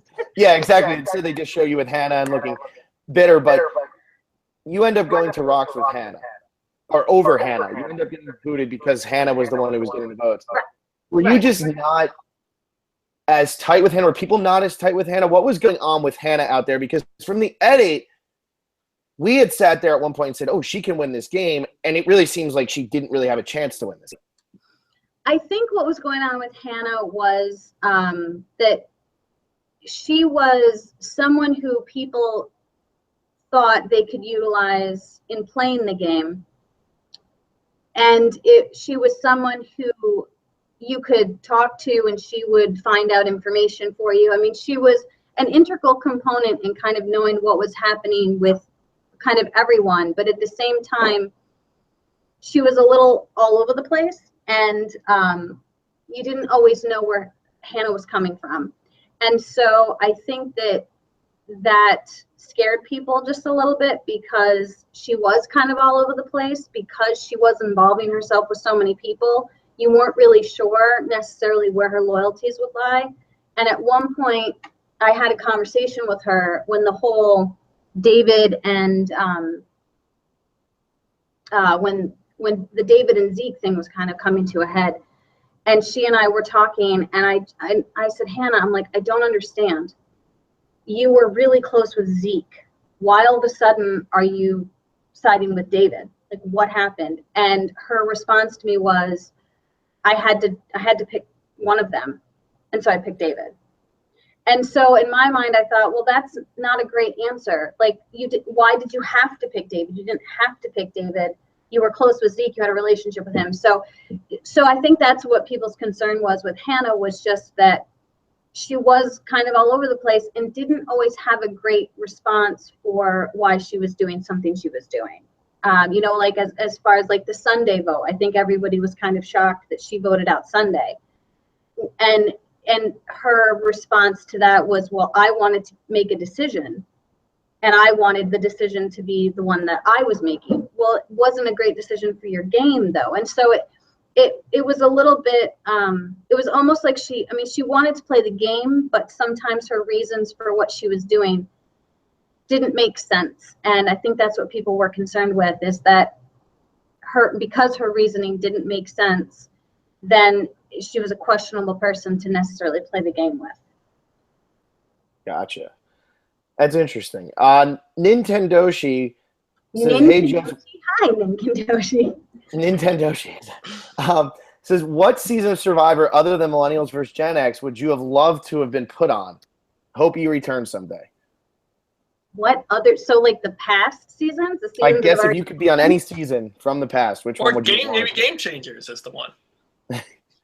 Yeah, right? Maybe I should have been on Game Changers. What, you know, I don't even know if I can answer that question, because it's my biggest problem is I'm kind of I always wanted to go to Australia, so I really love Australia, and I've never been, and I didn't get to go, obviously, because I was at Ponderosa, and so Australia would have been neat. But yeah, I mean, I think every season of Survivor, there's some facet of the game that is incredible. And there's some, like, you watch, some exotic animal and you're like, wow, there's monkeys. Like, I would have loved to have seen monkeys. But I mean, obviously, I really would have. That would have been great. But like, I mean, season one, I know it's season one, but to have the experience of being the first season of Survivor, kind of setting the tone for this incredible journey that has now, this has turned into, and this incredible show that is now 34 seasons deep, would have been such an incredible experience. And I was, I think, 19 when the first one came out, so I could have played. And I still remember so much of season one that it's almost scary. And I remember the moment that Richard Hatch won, and I screamed when I was standing in my sister's living room. And, I mean, and I think that would have just been amazing, because I think you're making history. I really think you're making history. So there's my answer. That's a great answer, because I think you're absolutely right too. Joe Brochacho wants to know if you ever thought about handing the legacy advantage to someone other than Ken. I know you kind of touched on that, but if Ken was, yeah, David was my other option, obviously, because he had played the idol. But you know, my reasons I had explained that yeah, it just wasn't. I think that my reasons for it was that Ken was a more genuine relationship I had created. David was more strategic as far as his reasons for keeping me. So, but David would have been my other consideration. Okay. Kiani Uzumaki wants to know if you can tell us more about the evacuation from the Cyclone. I think so. Yeah, maybe you can't. I think it's so weird. Like I don't want to get in trouble. Yeah, no, it was obviously they took us out on boats, and we were not provided any real amenities. We had to sleep on a floor, I think, because they wanted to kind of keep us in game mode. We were given like the normal like portions of food that we would have had if we were out there. We had a small amount of rice, and we had an apple and water, and that was it. So they really tried to keep it as close to game as possible, I think, in order to keep us in the game. I mean, we weren't washing and bathing and enjoying ourselves. It was actually very uncomfortable. And I think we all would have preferred to be sleeping on bamboo as opposed to a cement floor. So yeah, that's what I'm saying about that. It wasn't comfortable. Yeah, That's interesting. Did they give you a time frame at all when they pulled you, or was it just kind of like we're taking you off the island and we're praying? Yeah, that was it. And we had no idea when we were coming back. We didn't know how long the storm was going to be. And so that was a really scary moment, because we were all very concerned about the game and how it was going to affect our ability to play the game, because that was outside of the game, essentially. I mean, they were removing us, and how long are they going to keep us there? So I think we were all extremely relieved when we were finally allowed to be brought back and allowed to play the game again. Beth wants to know how your kids and family reacted to watching the show with you. It was so much fun. It was so much fun. I wish I could have watched more of the actual season with like my parents. My parents and I live kind of far away, so that was hard. We really didn't get to watch very many episodes together. They did drive all the way down here and surprised me and watched an episode where I wasn't in the show very much because we didn't go to tribal. But I did watch the final like rock episode with them, which was extremely hard. But so my husband loved it, my kids loved it. It was great watching their reactions to things that their mother was doing, especially when I almost won immunity an hour and 42 minutes later, holding my arms up above my head. That was awesome to watch their reaction, because they didn't know how well I had done in that one. So that was always fun. And there is a friends of mine and their kids that we watched together quite a bit. And that was fantastic, because it was like, I don't know, it was like bringing families together, and we would eat great food and eat desserts and watch the show. And there was a lot of screaming. It was always very loud.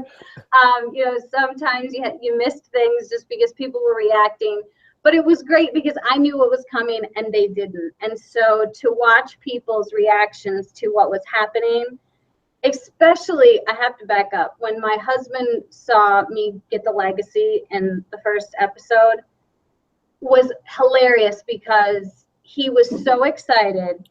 He reached over and he hit my arm, which I was holding a glass of wine, which then immediately shot across the room and hit my friend's child who was sitting next to me. And so there was wine kind of everywhere, but it was hilarious because he was just so excited. So that to me was really incredible to have those moments with people and to really get to see their reaction to what I knew was coming. It was so much fun. And the eyes too was great, because when the first episode where my eyes kept getting worse, my son looked at me at one point and he's like, Mama, what's wrong with your eyes? I'm like, just watch, Owen, because they kept getting worse as the show went on. And by the time, we got to the final tribal, like everyone was like, oh my God, Jessica, like your eyes are so bad. So that was fun. That was really fun because they didn't know what was coming. And so I really enjoyed watching the experience of others experience it with me. And I liked your shout out to yourself because that was awesome with the hour and 42-minute first immunity challenge with you competing with me. That was awesome, and we should have touched on that right away because it was you versus the youngest guy out there, and that leads to our next question as well. This does lead to our next question. Yeah. Aaron Weiner wants to know what it was like playing with Will, being that he was only 18 years old. Was he treated differently because of that? I don't think he was treated differently, but I think that Will was very impressionable. And I think that he was someone who, I'm a mom, and there were other parents out there, and there were other people out there that I think you feel a natural tendency and a need to almost help people who you kind of look at like it could be your child. I'm twice as old as he is. And so it's weird because his life experience is so much different. And I was really impressed with him because of the things that he had accomplished. And oh my God, he's so young and he's already on Survivor. Like, that's amazing. So very impressive individual. But I think that playing the game at such a young age might have been a detriment to him because I feel like he was trying to overcome that while he was playing the game instead of just kind of going in the game and just being himself and not letting his age define him. I think he almost let it define him, and maybe if it hadn't been such a focus for him, maybe it might not have been such a focus for other people because he's really a very mature kid. Mature kid, isn't that silly? He's a very mature young adult who I think is going to do fantastic things because he's so focused and he's so willing to put himself out there and do amazing things at such a young age, where I think a lot of 18-year-olds would have really shied away from something like this. So I think he's extremely impressive. And I don't know if maybe if things had been handled differently right at the beginning, because it was called out like within the first 8 minutes of I think the episode where who's the youngest one out here, and I really think that might have set the tone for him. Yeah, that makes sense. Joe Uke, which players were fans of the show, and how did you interact and talk strategy with people who were not fans of the show? Well, it was interesting because people didn't really reveal that they were fans of the show. The only person who I think was really very adamant and clear about being a huge fan was Will. Will was constantly talking about the show and what his thoughts were as far as where are we at, as far as a swap is concerned or a merge is concerned. I think that he was one that was very vocal about it. But I don't think, I had no idea that David was a fan. David told me his niece liked the show, and that's why he was going on it. I think everyone else kind of kept that a little closed, and they probably did that in order to protect the information they had kind of rolling around in their brain, because people would go to Will and be like, Will, what do you think's going to happen because we're at this point, and what do you think's going to happen because we're at this point? And Will was very happy to share what his thoughts were, but I think that everyone else who was a huge fan didn't really share it as much. I can just picture now, like Adam asking Will, what do you think's going to happen? I haven't seen too many episodes of the show before. Just knowing Adam's like, a super duper fan. It's just so funny to picture it. Adam really, he held that in very well. He really did. People all kind of talked about, I've watched the show or I've seen the show, but Adam held back a lot. Definitely. He told us he didn't even mention us, which was crazy. That's just insane. I know. Can you believe it? Unreal. Insanity. Gregory McBean, I'm a big Jessica fan. My main question is, what would have happened if the post-swap the Kali tribe had gone to another tribal? I think I might have been in trouble again. I really do. It was, I mean, I think that, you know, David and Ken and I would have been together. But then there would have been Sunday, Brett and Chris and and Lucy. Well, no, I think he means with. Okay. He means the Adam after Figgy goes. It's Adam, Taylor, David. Okay. Or yeah, Ken and you. Who would have gone next? It's got to be Taylor, right? Oh, yeah.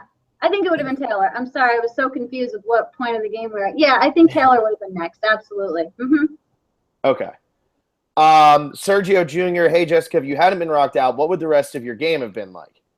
She would have won. I would have won. Thank you. Thank you very Exactly much. right. I was gonna win that game. Do you know how many times I have said that to myself? Like, and here's the worst part. Before I went to Survivor, like in my head, and like to my husband, who obviously knew I was going, I was like, you know what? I'm gonna win. Like I kept telling him, I'm like, I'm gonna win. And my husband's like, okay, Jessica, sure. Like, let's just see what happens. And I really like felt it. It was like, I'm gonna win. And obviously I didn't, but I do think that I had a really legit shot. I really do. And that's frustrating when you think about that, when you're like, oh, I was actually doing pretty well and I picked a black rock. So this is why I need to come back again. Of course. So I can show everybody that, yeah, no, what I really wanted more than anything was to have the opportunity to be in the final three and be the first attorney to sit there and actually make their case for a jury. Like it hasn't happened yet. And it would have been an amazing experience to actually be the first attorney to stand there and say, this is what I do all the time. You know, I talk to juries all the time. And now let me make my own case and lay before you all the reasons why I should win this game. That's what I wanted. Would you have revealed that, though? Because they thought you were a photographer at that point, right? You know, that's a good question, because there was a part of me that thought, how much fun would it be to have a grand reveal at the end and to say, this was part of my strategy, and part of why I'm sitting here is because I didn't tell you the fact that I'm not a photographer. I'm actually a lawyer, and this is what I do. But at the same time, the issue that you have in that moment is then everyone goes, you were lying to us the whole time. And, you know, and then maybe they'd be upset, and then maybe they decided they don't like lawyers, and, you know, whatever the case may be. So I don't know. I mean, I think it would have been, that would have been something I would have processed a lot, because I went back and forth a lot in my head with whether or not, if I made it to the final three, if I do a grand reveal, or if I just leave it alone and not say anything and just let my game speak for itself. Even though that would have been part of my strategy, it might have been a better thing to not reveal at that point in time. But I guess we'll never know. Because now everybody knows. If you play again, everybody knows. Now it's your like, secret's out. there is no grand reveal. I'll have to come up with something else. Pabs DX, I'm going to paraphrase this a little bit, but they want to know, if Brett or Sunday had drawn the purple rock, would the rest of that alliance just gone one after the other? Absolutely. Yep. So 5 of you were tight. That was it. Yeah, I do. I believe so. I think that it would have been, there would have been no flip-flopping, or it would have been, yeah, we're just going to take everybody out. Yeah, absolutely. Would have been amazing. It would have. So good. Michael Mockler, which Survivor player from past seasons is most like you? Oh, jeez. None of them. I am my own animal. There you go.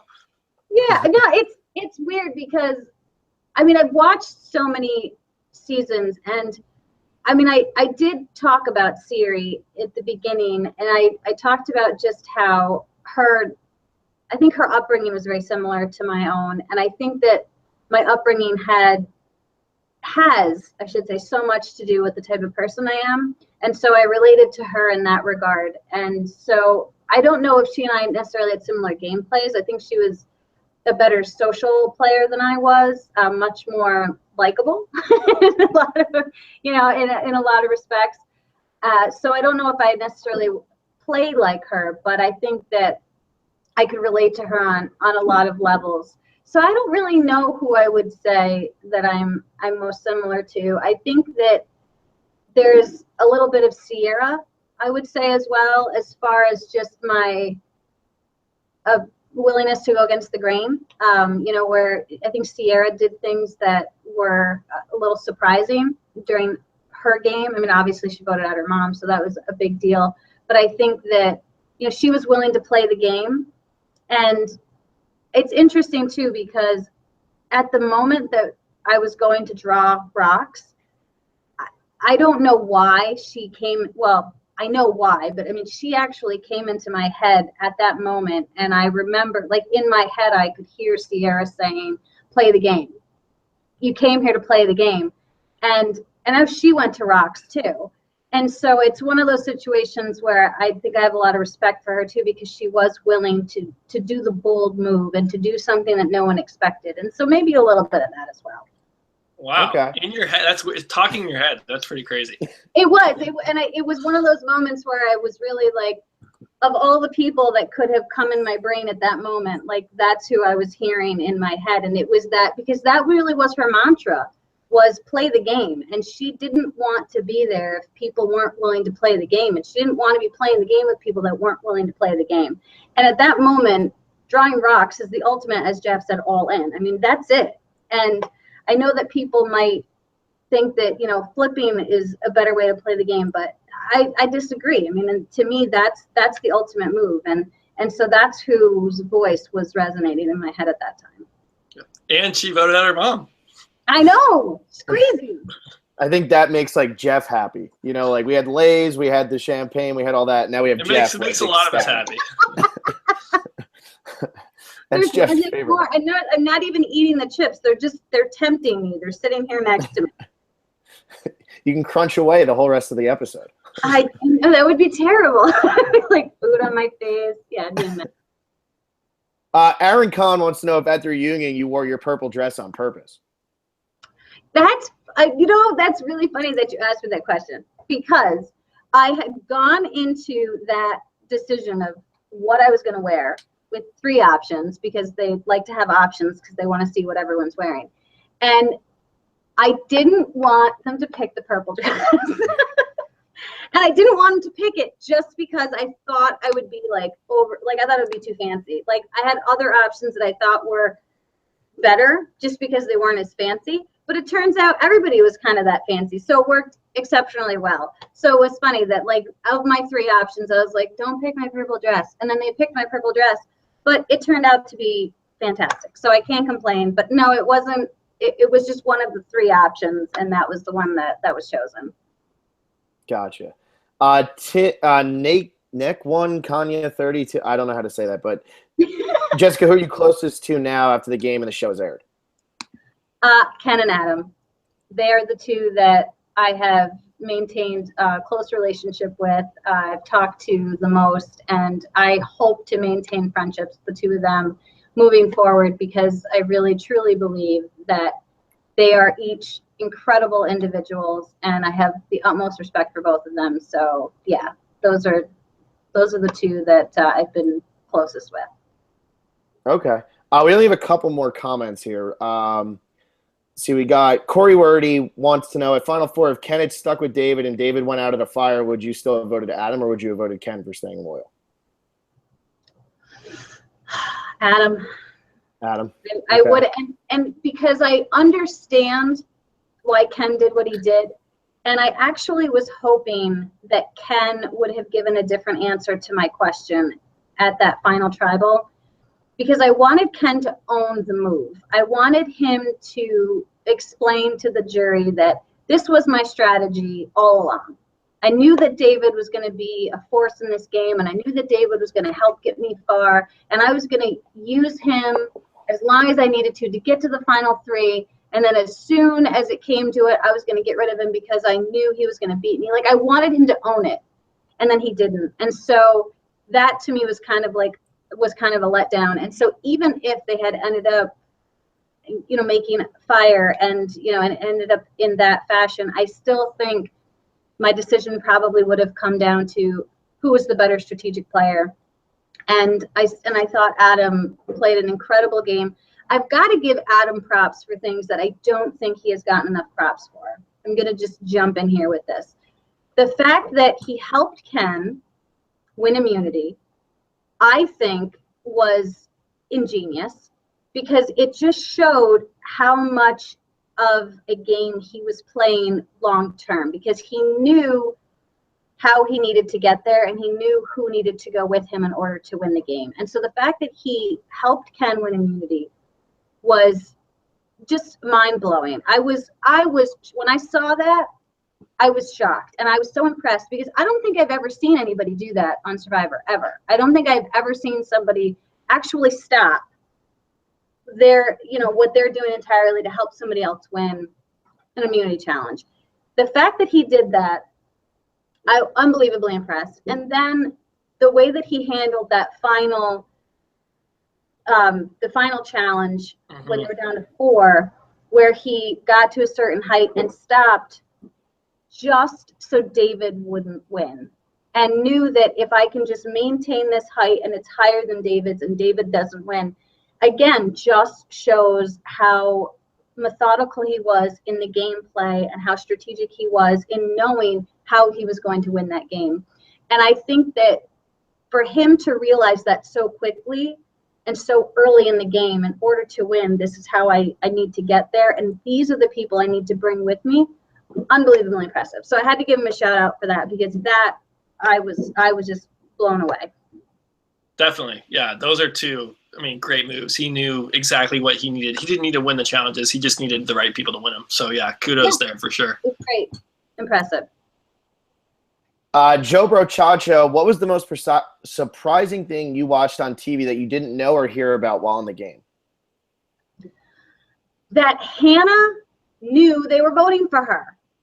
Like, that to me I knew nothing about that. I did not know that Hannah had any inkling whatsoever that they were voting for her. And she had apparently talked to David about it. That was incredibly, incredibly surprising to me, that she knew and didn't then come to all of us and say, hey, by the way, I'm pretty sure that they're voting for me. Because I think that if she had done that, we might have played things differently. Obviously, we were trying to figure out who David should play his idol for. And the only 2 names that I had heard at all that day was myself and Ken. Those are the 2 names that I had heard. And so the fact that Hannah had any idea that they were voting for her, that would have been huge. It would have been absolutely huge. So that I was very surprised about. And at that point, Adam had told you about his idol, right? So you knew that alliance, you actually had 2 idols to play. But no one else knew about Adam's idol, right? It was just you 2. I was the only one that knew about it, which was great. I was absolutely excited that I knew that he had that idol. Let's see here. Jar Jar Minx, did you tell your family that you got rocked out when you got home? Well, this is an interesting question, because it's going to be hard to answer. Well, we can skip that one. No, we don't have to skip it. You just have, it's obviously the family visit happened the next day. And so what you didn't know was my husband was actually, he was in Fiji. So this is why this is going to be hard to answer. So my husband had made a very long trip to Fiji, and unfortunately didn't get to see me because, I had picked a rock. So he was aware of the circumstances because he had to be told, obviously, that he wasn't going to get to see his loved one. So my husband, and then he was told the circumstances of it and wanted to go home. They had given him an option to stay, or he could just go home if he wanted to. And he was, I think, so broken that he just wanted to go home. And so, yeah, so he went home. And because he went home early, obviously my mom, who was watching my kids, kind of had an idea of of what had gone down. So they didn't all know all of the details, but because it was right on the heels of the family visit, or right before, I should say, the family visit, yeah, there was some knowledge there. Yeah. Okay. So that was sad. Yeah.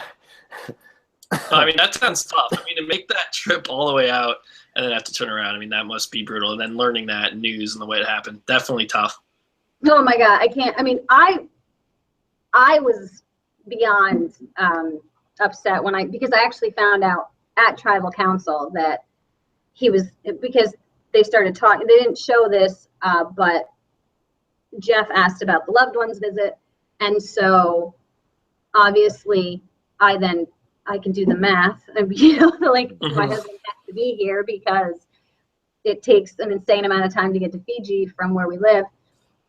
So that was a really hard moment, and I got very upset at tribal council, and that was hard because I had obviously figured it out, and then it was confirmed. I did ask Jeff if my husband was in Fiji, and he confirmed that he was.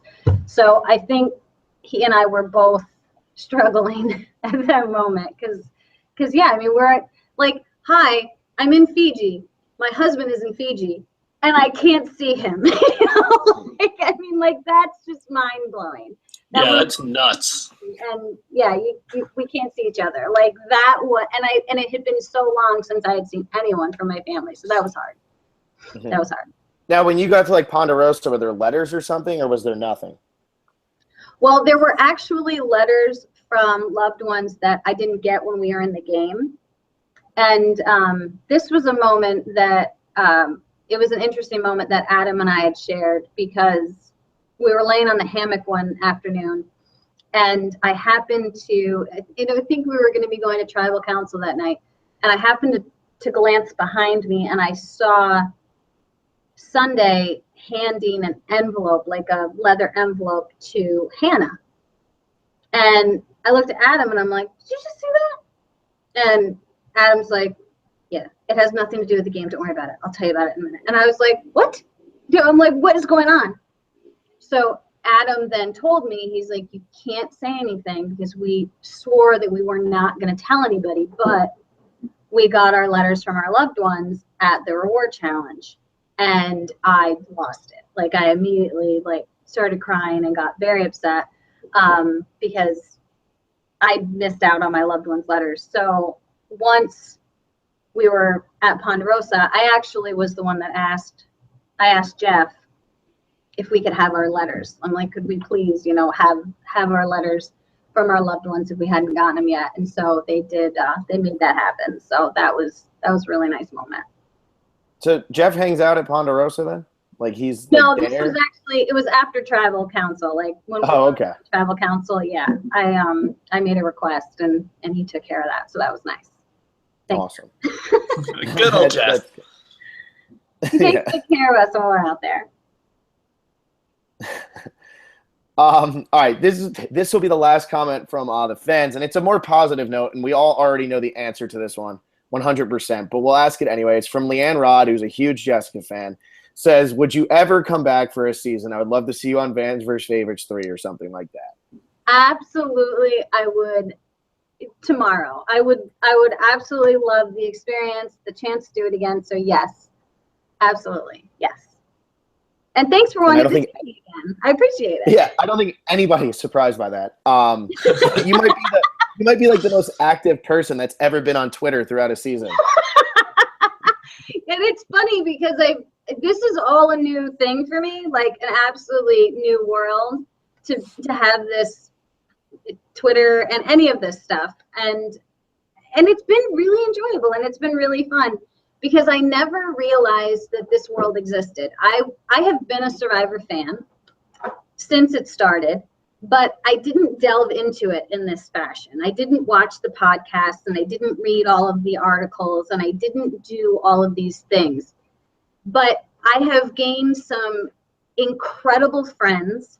I'm going to give a shout out to Emily and Renee right now because they have been huge friends that I have made through Twitter of all. Like I never would have thought for 2 seconds that like I would like have friends that I would meet online who would like me because they saw me on some television show and then realize that like, yeah, we get along and they're good people. And it's really been a phenomenal experience because there are so many individuals who are truly invested in Survivor and truly invested in the people who play Survivor.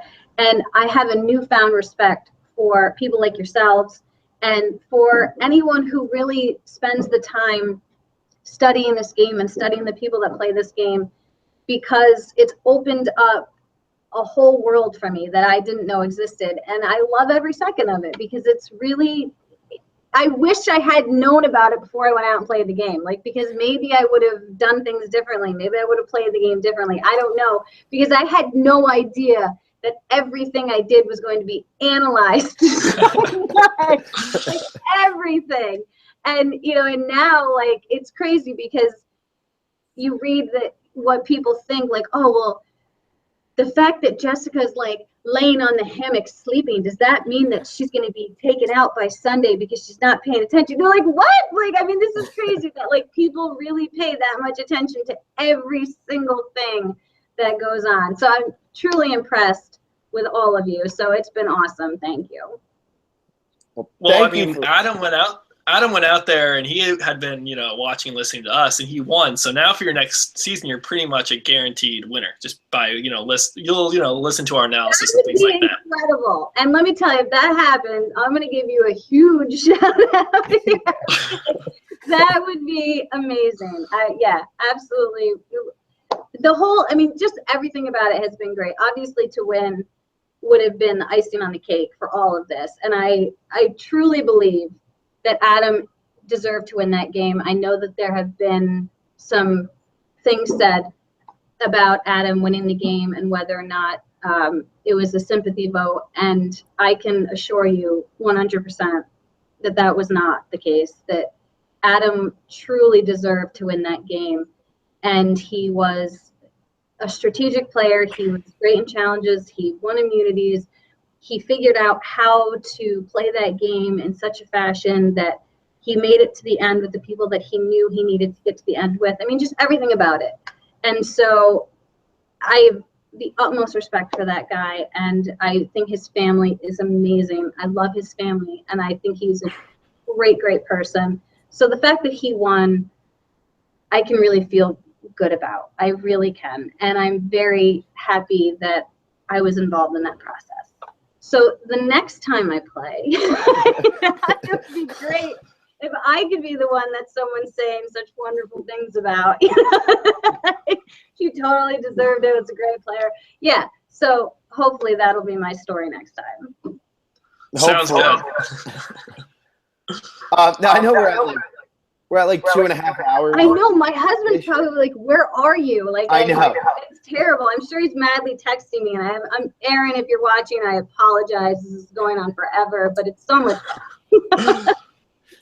Well, we can let you go. I know the only thing that we had talked about was Ponderosa. I mean, if you can give us like 2 minutes of what Ponderosa was. I mean, that's my video, right? My Ponderosa video. Of course. Those videos. I gotta give a shout out to. I mean, wow, James, you're amazing. Like you, just incredible. Loved my Ponderosa video, and Ponderosa was different for me because I was actually preparing for a trial while I was out there. I had a trial scheduled to start a month after I got home. It was a homicide, so it was pretty significant. So I had brought a bunch of work with me, and I was spending a significant amount of my time doing that. But what better place to do work than sitting on, the porch of a bungalow, looking at, a beautiful beach and palm trees, and in the sun, sipping coffee. I mean, it was really, really phenomenal. And then they suck you back into the game, so you got to go to tribal council and be upset and infuriated that you're not there anymore, and you say things you shouldn't say.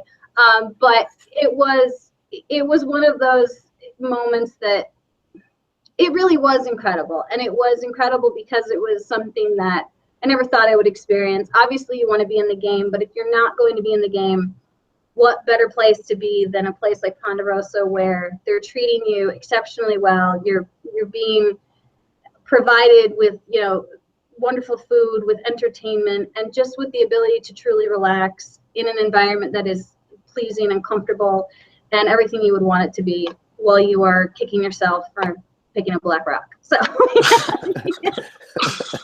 all in all, it certainly was not a bad place to be. I definitely enjoyed it. I used my time wisely, and yeah, it was nice. It was really nice. That's awesome. That's great. So Will, do you have anything else? I mean, thank you so much for, you know, talking through the game with us in such detail for so long. We really appreciate it. I know everybody listening, you know, loves to hear this stuff, and you're only the second Survivor we've ever had on. So I mean, this is super exciting for us. I've had, Stop it. yeah, Really? yeah, no, I mean, it was Adam and then it was you. I mean, this has been so much fun for us this past like week. That's 2 Survivors to talk to in, you know, 7 days or 6 days. Well, I am, you know, I'm very happy that I was able to do it. I hope I don't get in trouble. I hope I didn't say anything I wasn't supposed to. But no, this was a wonderful experience. Thank you so much for inviting me and for being, you know, the number 2. I'll take it since the number 1 was the winner. So again, I'll finish behind Adam. That's okay. But yeah, no, this was great. Thank you so much. I think what you do is really, truly impressive. You are clearly very, you know, you're scholars of the game. You love the show and you really study it, and it's truly impressive. So keep doing your great work, and I will keep listening. And if you ever want to have me back, maybe when I win the next time I play, you know, that'd be awesome. Absolutely. And thank you to everybody who's been listening too. And if you haven't subscribed, and if you're a new listener, definitely subscribe. We'll be doing, I think, season rankings and player. I don't know. We'll have a lot of stuff in the off season until March 8th. Yeah, Phil, what do you got? Thank you, Jessica. This was awesome. You're very welcome. This was incredible. It was great hearing from you, and yeah, we'd love to have you on again at some point in the future. Well, we yeah, hope you're playing again. This was a lot of fun. I am a little, and you know, I have some anxiety because I don't want to be in trouble. But it was, yes, this was so much fun. It was so much fun. I really appreciate it so much. All right, everybody. Thanks so much for tuning in, and thanks to you, Jessica. We'll see you guys soon.